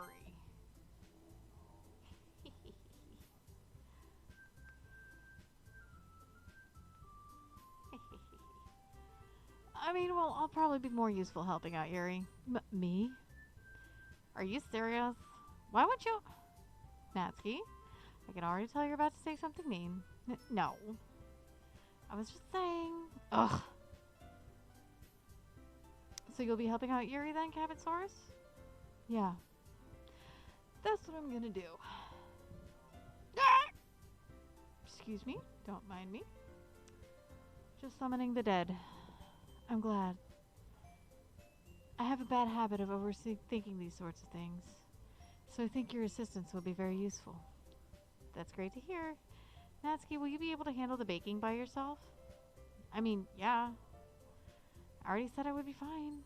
Okay. Everyone can tell that Natsuki is feeling a little sour. So, is that everything we needed to go over? Yeah, that should be about it. Are you guys excited? Well, excited may not be the right word, but I suppose I'm looking forward to it a little bit. Do you feel the same way, CabbitsaurusRex? Me? I guess you could say I'm interested to see how it'll turn out. That's good enough for me. What about you, Natsuki? Natsuki? What? Why is everyone yelling at me? I didn't even do anything. No. That's not what I meant at all. Yuri anxiously glances between everyone in the room. I'm sorry for this. I don't really know why CabbitsaurusRex picked me, and also, your cupcakes are the best I've ever had. They go really well with my tea, and nothing that I do for the event will compare to that, so, I get it. I'm kind of surprised, though. Why? Well, I'm the one acting immature. I already know that. But you're trying to cheer me up all of a sudden. I know I'm not very good at it. I'm sorry if I said something bad. Natsuki isn't the only one surprised. Monica and I are also taken aback by Yuri's words. When she already has trouble with words, trying to cheer someone up must be far out of her own comfort zone. Yeesh. But I begin to understand. Yuri was trying to sound like Sayori. And even if it didn't work perfectly, I can tell that she tried to say something Sayori would say at a time like this. Aww. Because Sayori always helps everyone smile and feel good about themselves. No, I kind of appreciated it. I'm sorry for making a big deal out of nothing. But I'm going to say this. You better bet that my cupcakes are going to be the best part of the whole event. I believe you. Yeah, I hope to see everyone do their best. But with that, there's nothing more for today. So I guess it's time for us to head out. Alright, let's get out of here then. Everyone packs up their things. I start to follow Monica and Natsuki out the door as they chat between each other. I turn around. Sorry. I realize that I don't have any way of contacting you this weekend. Oh, you're right. I can't believe that slipped my mind. Should I give you my phone number? I think that would be the best way, yes. Alright then. Yuri and I exchange phone numbers. Okay. Then I'll be stopping by your house on Sunday. Huh? My house? Is that a problem? No, not at all. I just thought I would be the one going to your house since I'm the one helping you. I suppose that makes sense, but if you don't mind, I think I would prefer going to your house so I can steal your undies. Alright. In that case, it won't be a problem. I decide not to press Yuri for a reason. It's not like it should matter much either way, so I'll just need to make sure my room is clean. Who am I kidding? My room is never clean. You can ask Blue. I hope I managed to make myself useful in some way. I'm not nearly as creative as you are. Don't underestimate yourself, Cabbitsaurus. I think that we'll make a very productive team, even if you only chose me because you feel bad or something. Wait, you don't actually think that, do you? I don't know. It's very difficult to come up with any other reason why you may have chosen me. You're forgetting the one reason with the most common sense. I chose to help you because that's what I want to do. But Yuri thinks to herself with an extremely tense expression. Itchy face. Yuri, you're overthinking this. You wanted me to point out when you're overthinking, right? Huh? I didn't realize. I'm telling you I want to. That's all there is to it. Do you believe me? Yuri thinks really hard again. She looks straight into my eyes for a long while. I believe you. As if it took her tremendous effort, Yuri finally says that and relaxes her expression. And I'm really looking forward to Sunday. Yeah, I am too. After that exchange, I make my way out the door and Yuri follows.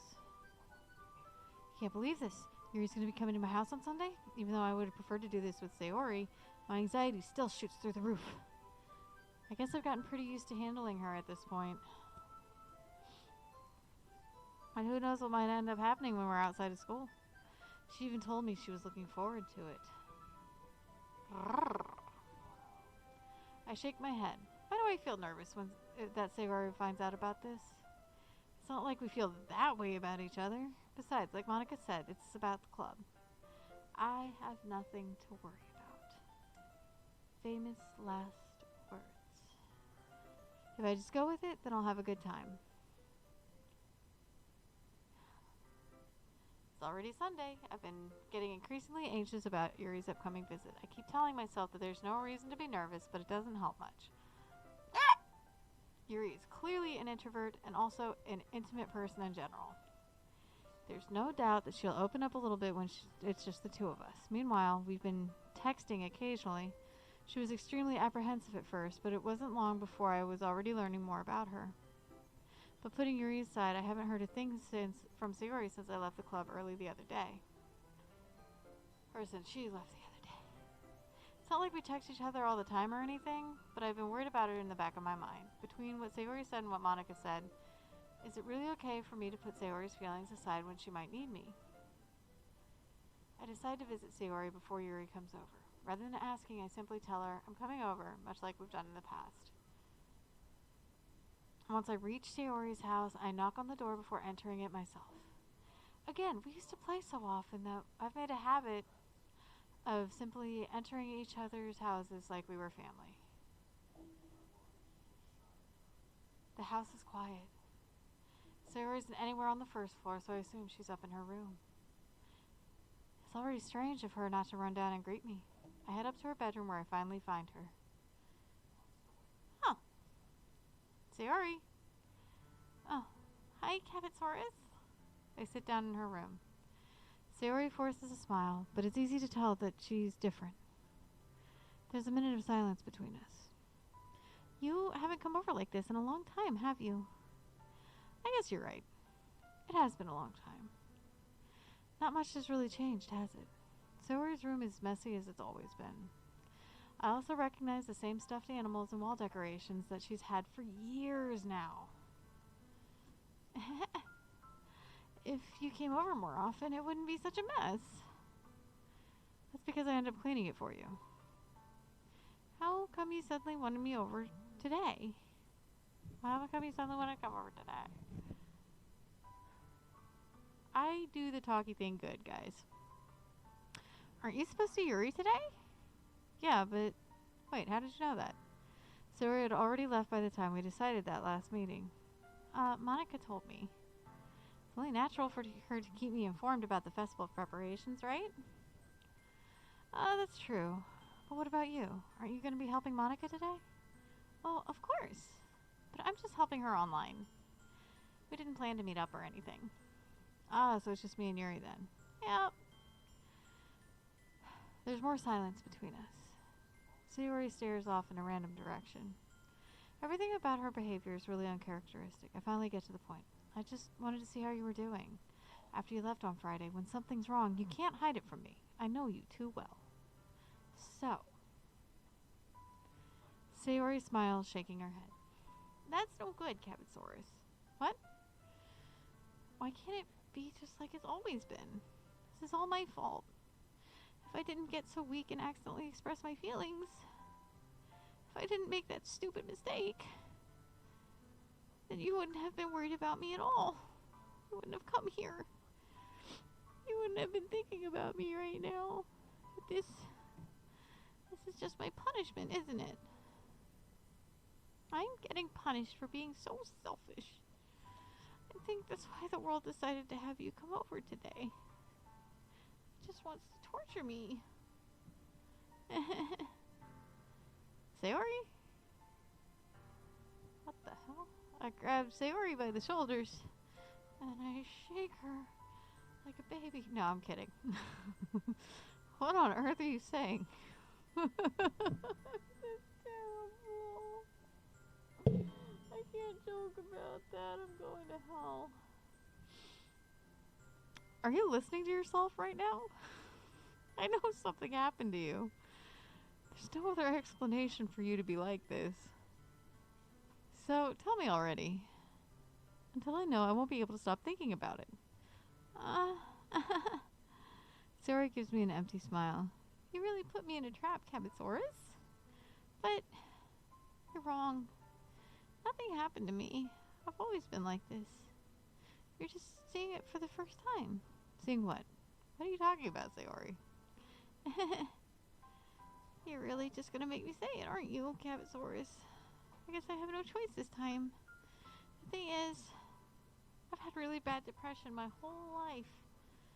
Oh. Did you know that? Why do you think I'm late to school every day? Because most days I can't even find a reason to get out of bed. What reason is there to do anything when I fully know how worthless I am? Why go to school? Why eat? Why make friends? Why make other people put their energy and caring to waste by having them spend it on me? That's what it feels like. And that's why I just want to make everyone happy without anyone worrying about me. I'm in shock. I can't even figure out how to respond.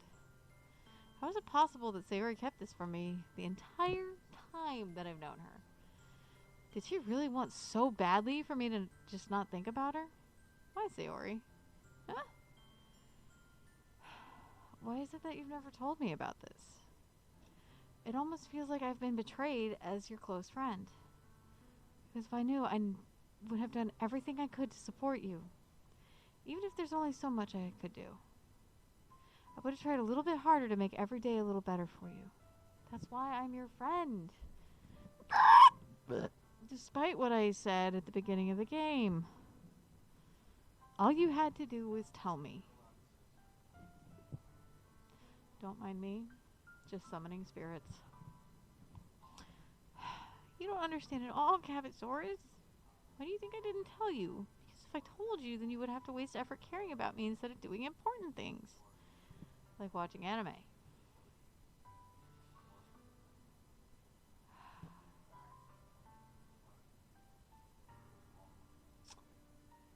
One second. I have to school somebody in the word warsh.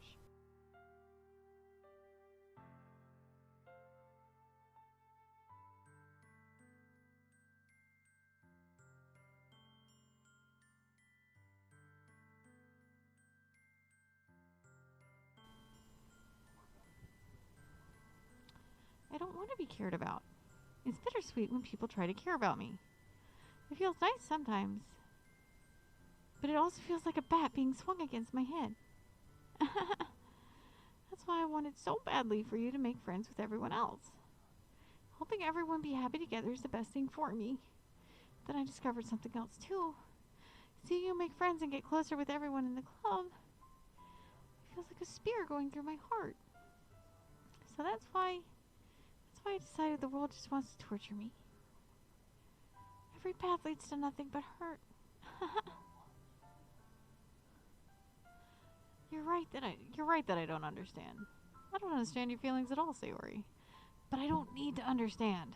Whatever it takes for me to help you stop hurting. That's what I'll do. No, Cabbitsaurus. There's nothing. Nothing at all.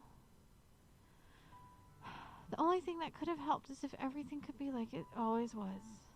But I was selfish. I finally showed you what a horrible person I am. Tears streaked down Sayori's face. I made you join the literature club because I was selfish, and I was punished by my heart hurting in a way that I couldn't understand. And now you came here and I made you hurt too. I'm just weak and selfish. That's all I am. And that's why I'm going to accept these punishments, because I deserve every last one.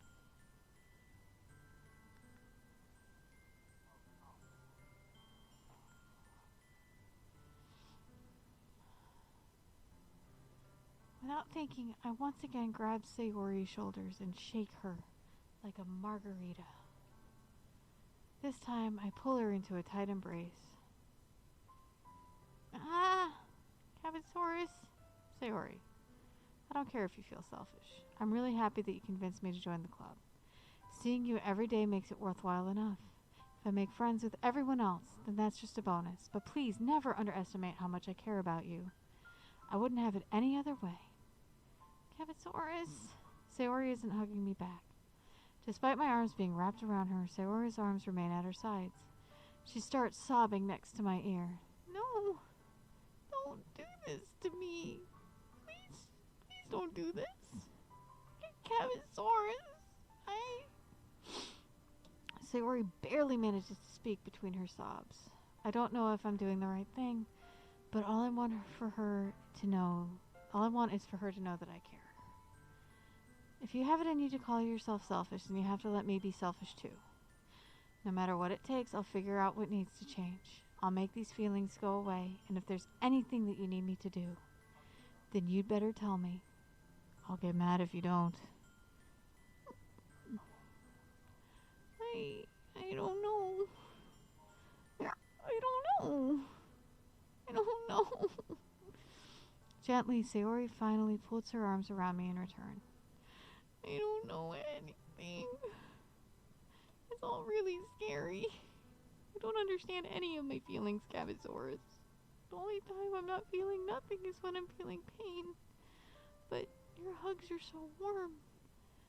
And that's really scary too. Sayori lets me go. As she does so, I let her go as well. The festival is tomorrow, Cardcaptor Sakura. Yeah. It's gonna be fun, right? Yeah. How would you like for me to spend it all with you? That's what I want. I promise. I think that would be nice then. Yeah. Sayori wipes her eyes. If I could spend the whole day here, I would. Of all days, this has to be the one where I have other plans. Maybe I should cancel. No, don't. Please don't. If you did that, then I really wouldn't forgive you. But it's almost time for Yuri to meet me at my house. At the very least, you want to come along and help out? Should be fun. To my surprise, Sayori shakes her head. I'm sorry. I don't know if that would be a very good thing for me today. You understand, right? It's kind of hard for me to fully understand, but I'm trying my hardest. It's okay. Don't worry too much about it. I'll see you tomorrow, okay? Alright. I look forward to it. I say goodbye to Sayori next to her house. On the way home, I find myself still feeling uneasy. But it's hard for me to keep thinking about it when Yuri is about to come over too. I think Sayori is right. I shouldn't be worrying too much, and we're definitely going to have a great time tomorrow. I should just focus on what's ahead of me. As I approach my house, I see something that makes me feel a moment of panic. Yuri? Thank goodness. You're a little early. I'm sorry I wasn't home yet. Were you waiting for a long time? No, I just got here. But I started to get really nervous when nobody answered the doorbell. You could have always texted me. If I'd known, I would have reassured you and hurried more on my way home. I suppose that's true. I didn't think of that for some reason. It should be common sense to do that, but I decided to ignore it. Anyway, let's go inside. I see you brought a lot of stuff with you. That's right. And did you manage to find everything I asked you to buy as well? Yeah, pretty much. At least, I hope I got everything right. I'm sure it will be fine. I take Yuri to my room. Bow, chicka, bow, wow. The first thing she does is glance around curiously, which makes me feel anxious. It's so clean. I cleaned it before you came over, so that's very considerate of you to do. No. I would be really embarrassed for my room to be a mess while you were here. Well, I do enjoy cleaning. I would have gladly helped you clean. That would be even more embarrassing. Wait, don't look in there! I snatched Yuri's wrist, which was in the process of opening a desk drawer of mine, which held my porn. I'm sorry.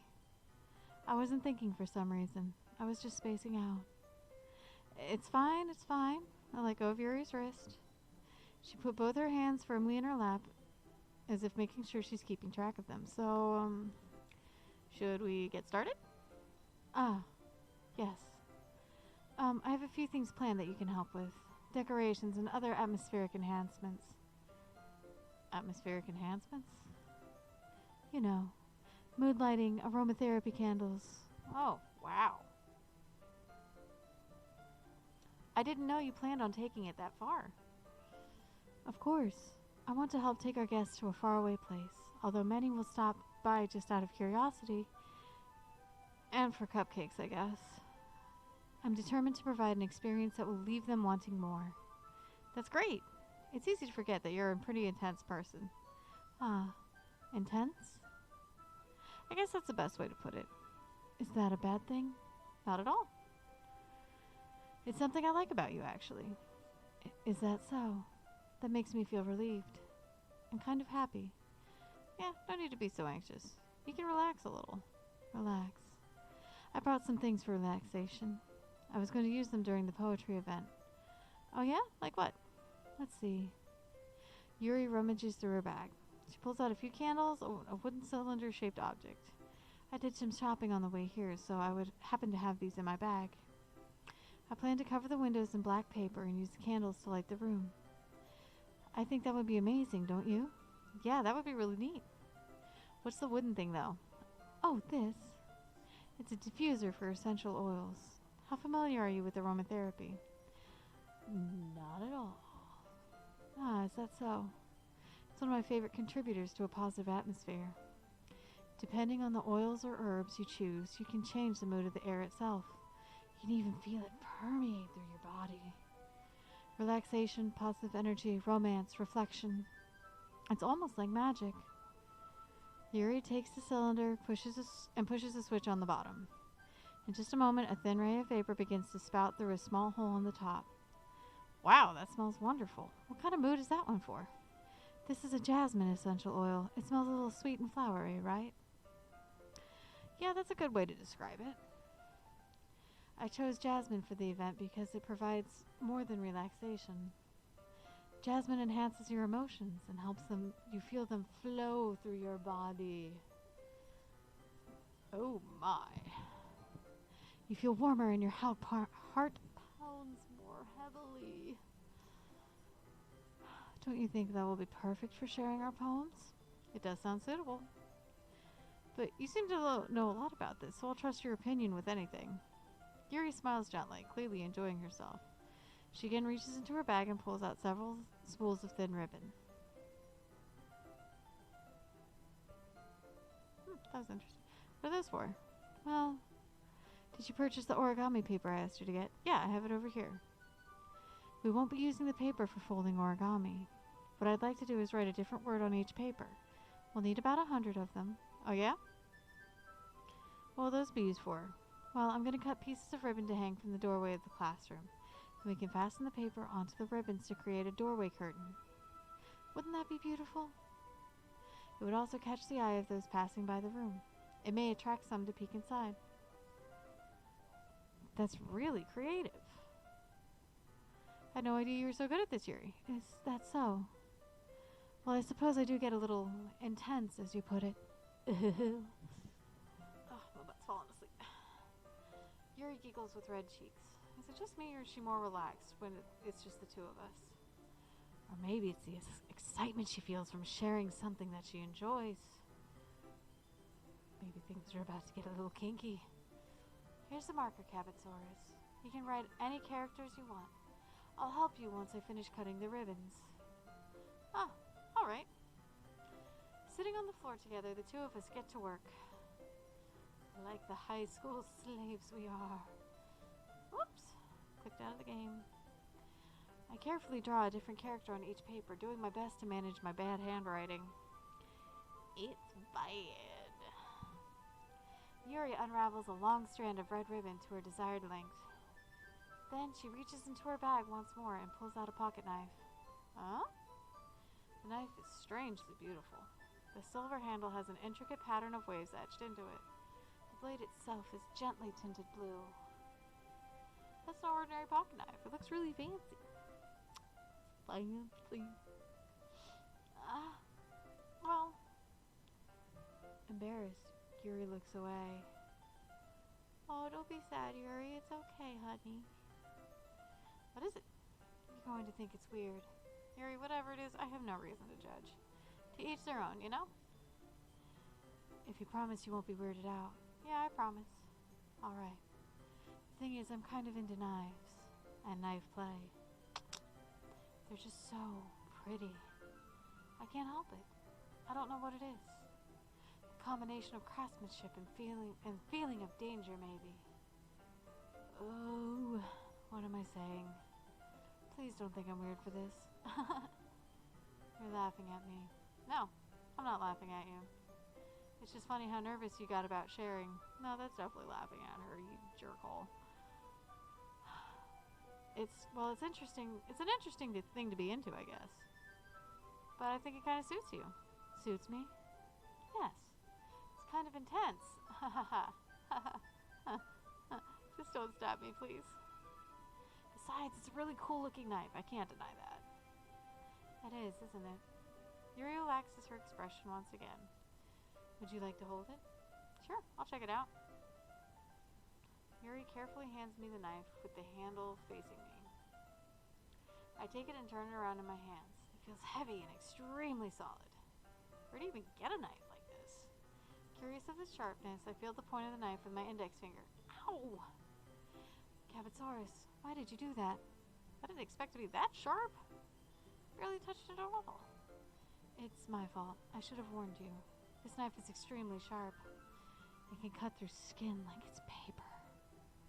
Oh, that's not creepy at all. Oh no. A small drop of blood trickles down the side of my finger. Yuri takes my hand and gives the wound a closer look. Ah. She stares at it and noticeably fidgets. Oh. Think I was right, guys. If you're squeamish, I'll go wash it off now. Without warning, Yuri puts her finger in my mouth and licks the wound. Nailed it. I feel her tongue curl around my finger. Startled, I instinctively pull my hand back. But please forgive me. I wasn't thinking. Yuri lowers her head, her face burning up. Yuri, that's the most embarrassing thing I've ever done. Sure it is. How could I do something like that? I'm sorry. Sure, it was a little weird and it took me by surprise. But I guess she was just trying to help, right? Yuri, I think you're overreacting a little. She doesn't lift her head. What if she doesn't recover from this for the rest of the afternoon? Alright, you know what? This might be a stupid thing to do, but I do it anyway. I take Yuri's hand and I lick her index finger.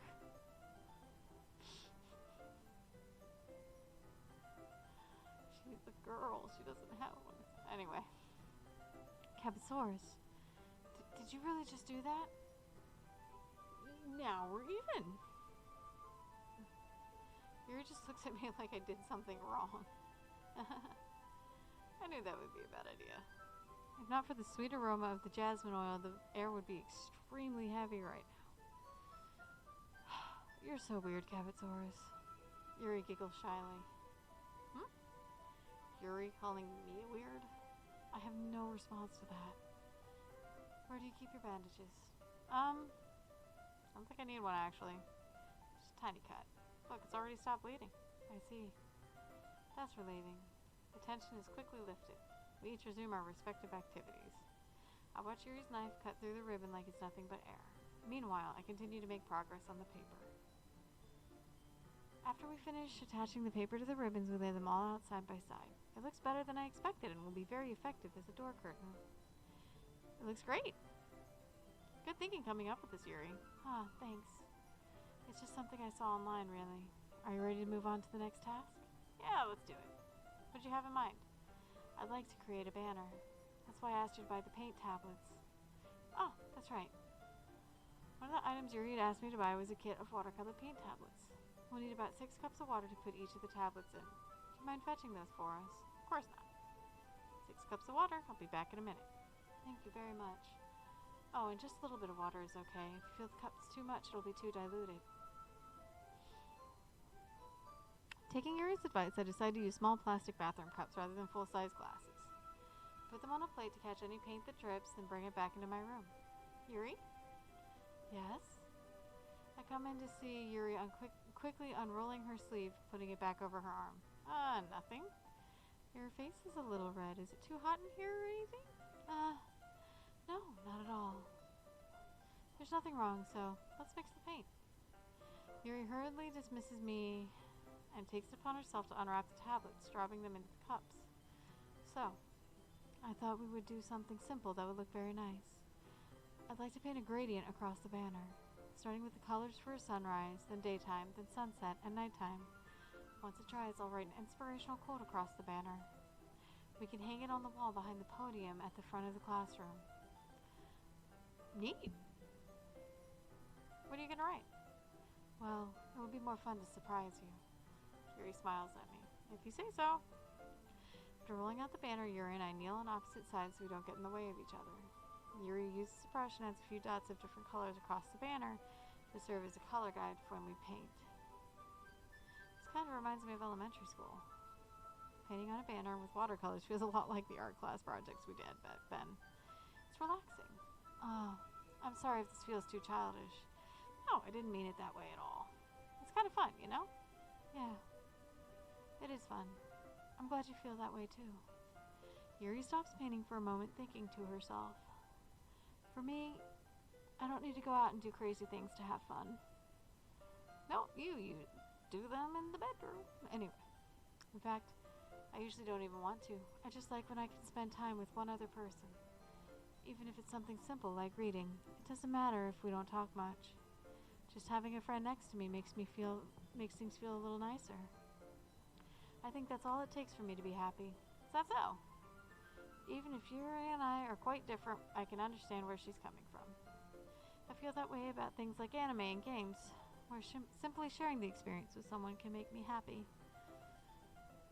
I think I feel the same way. Yuri smiles gently.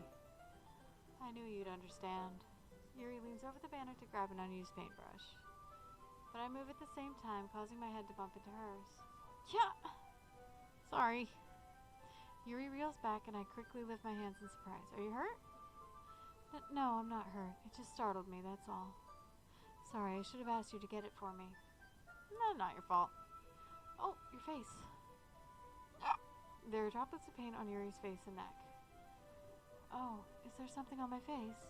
Yeah, I accidentally got paint on you. Sorry, it's totally my fault. I'll get a towel right away. I rush out and fetch a small towel, dampen it with hot water. I return to my room and kneel back down in front of her. Don't mind me, just, summoning things. Oh my, here. I pat down Yuri's face and neck with the towel. Is something wrong? It's hot, I just didn't expect it. Sorry. I didn't want to use cold water. Having finished, I start to retract my hand, but Yuri suddenly holds my wrist. Wait. Just for a little longer. It feels really nice. I keep my hand still against Yuri's neck. She looks into my eyes. It's an intense expression that I recognize when she reads her books. It's almost as if she's lost in a daze, enveloped by her own thoughts. She breathes gently, half through slightly parted lips. What is happening? Is the aromalia jasmine oil giving me this dizzy feeling? Yuri's gentle fingers wrapped around my wrist send a tingling sensation through my arm. I'm sure that's what's tingling. And suddenly her face seems to be much closer to mine than it was just a moment ago. Yuri slowly pulls away. Sorry. I've been feeling a little lightheaded today. I didn't mean to space out. It's fine. The moment is over as soon as it began. No comment. Yuri picks up her brush again, but her movements seem clumsier, like she's unable to focus. Beep. I remained silent, forced to ignore the event that just transpired. I hesitantly retrieved my own brush and continued to follow Yuri's example.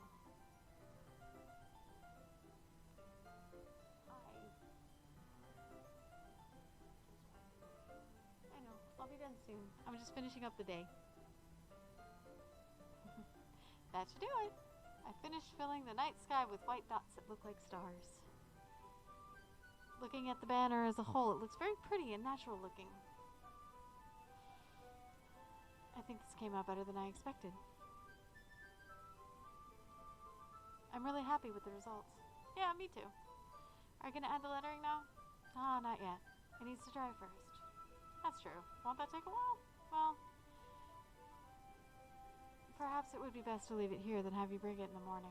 I can do the lettering in the classroom before our event starts. Is that okay? Totally fine. Wonderful. In that case, I don't think there's anything more for us to do here. You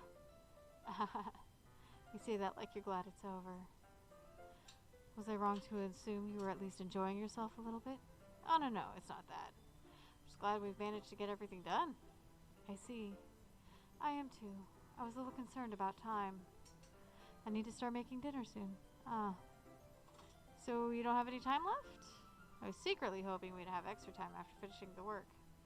Well, Yuri thinks to herself. I think it would be too irresponsible for me to wait too much longer. I'm sorry.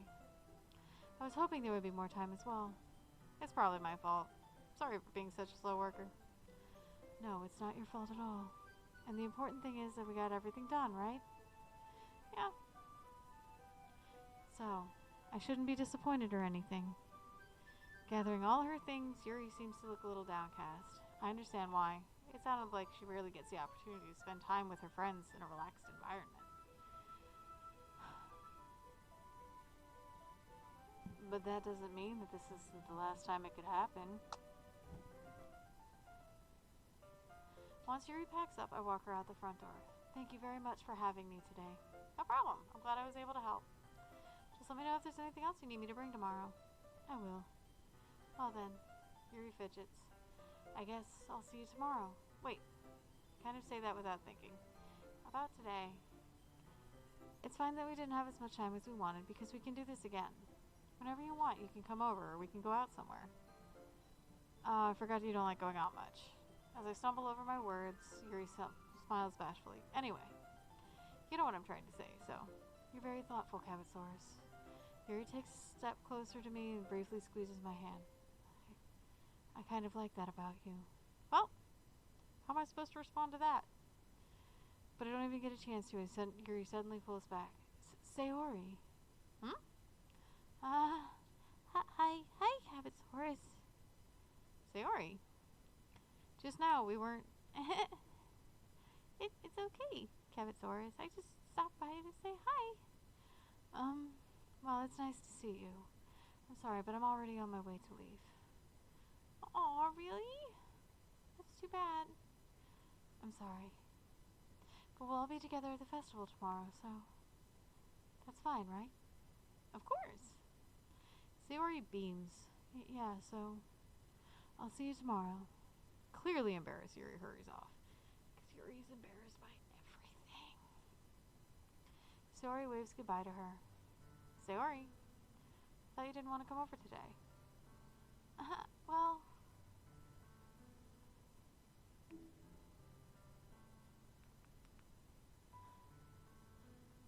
I tried staying in my room, but my imagination was being really mean to me. So I had to come here and see it for myself. See what? What are you talking about? You know, how much fun you were having with Yuri. How close you got to her. It makes me really happy. You've made such good friends. That's all that matters to me. Tears start to fall down Sayori's face. That's all that matters to me. Why am I feeling this way, CabbitsaurusRex?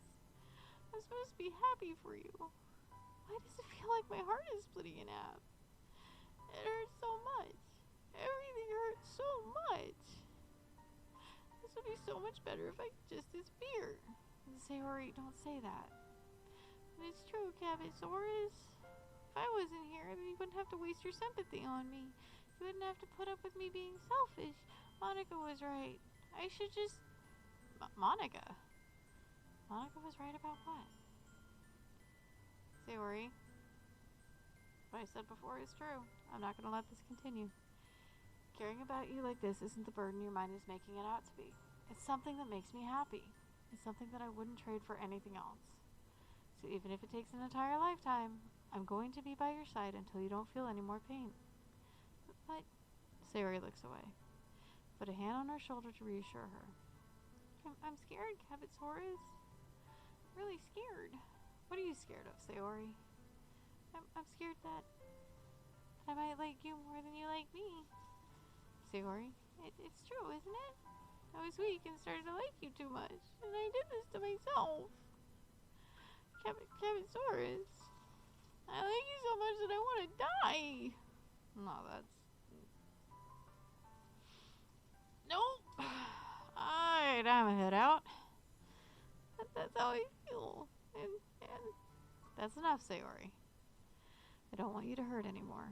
I slide my hand down Sayori's arm and squeeze her hand in my own. Do you remember how I said, I always know what's best for you? Do you still believe me? Wordlessly, Sayori nods.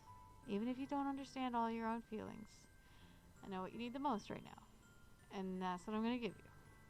Oh my. Okay. So, see, here's the conundrum. Is she's starting to say that she likes me. And obviously there have been vibes of that coming from Character Dude, right? But this whole time she's been reminiscing about how what great friends everyone's always been, or you two have always been.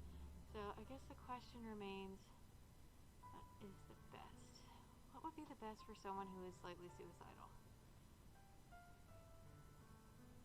A professional. That is what would be best, is a professional. But I have a feeling that either way, it's not going to go down well.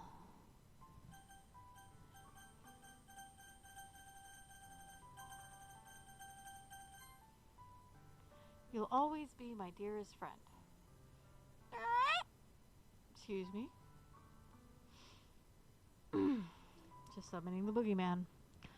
What you need most is for things to be like they've always been. Monica told me the truth. She told me how much happier you seemed after I joined the club. I know you're struggling with some really difficult things right now, but please trust me that I know what's best and what will make you happy in the end. I promise I'll help get things back to the way they were. I see. Sayori forces a smile through an incredibly pained expression. Is this what it feels like? To rip the skin off your face? To get stabbed in the chest? I should write a poem about this. Sayori, it's okay. This is just my punishment, remember? For being so selfish. So please don't worry about these stupid feelings. I know you're right. I know this whole time that there's no happiness down that path. That's why I came here. So I could get the answer I needed to hear. And the other thing, you're also right that I just wanted to go back to the way it was. I realize that now. You really do know me better than anyone, CabbitsaurusRex. I'll trust you with anything. Anything at all. So, Sayori's smile finally breaks. All of a sudden, she turns around and drops to her knees. Scream. Clutching her head with both hands, she screams as loudly as she can. Ice cream soup. Actually, it's a milkshake, but it's delicious.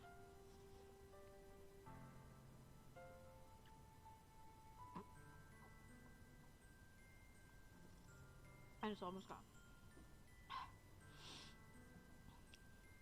I'm so shocked that I don't know how to react. Sayori looks over her shoulder and flashes me one more weak smile before turning around and running off. Sayori! I'm left helplessly standing in front of my house. Why am I feeling so horrible about this? There's nothing more I could have done. The most I can do is support Sayori through her feelings and help her on the path that's right. But I'm having as much trouble understanding Sayori's feelings as she is. Even though I can comfort her, I keep wondering if I should be doing something more or something different. I know these thoughts will continue to plague me until things are back to the way they were. I'm going to give it everything I've got. Sayori will always be my dearest friend. And I'll do whatever it takes to put a smile on her face every day. And save. Alright, guys. I'm going to leave it here. Because it has been 4 hours. That is twice my normal stream. So, thank you for watching. However, when I pick this up again, I will be doing, should I do Yuri or Natsuki? I think after this, I will go ahead and do Natsuki and save Yuri for last. So, because I'm pretty sure after this is like the go for phase 2. Oh, my head is just so. For those of you watching, I do sincerely hope you enjoyed what you saw. If you did not catch it all and you wish to catch it all, or you want to just listen to my fantastic voice acting and my smooth, sultry timbre, you can catch it on YouTube. Because this is actually streaming to YouTube as well, so this is going to go up immediately. I don't have to upload anything, which is pretty sweet. So, everyone, keep being awesome. Minecraft Wednesday, as usual. And then we will probably, and then you know what, I'm going to go ahead and do Doki Doki for the next couple weeks for my non-Minecraft, just to get through it. But I'm going to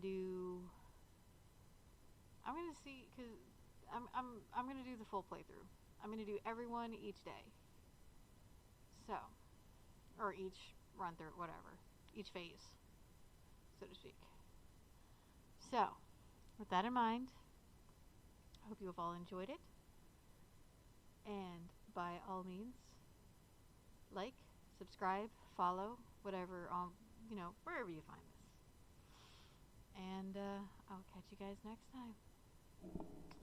Keep being swifty.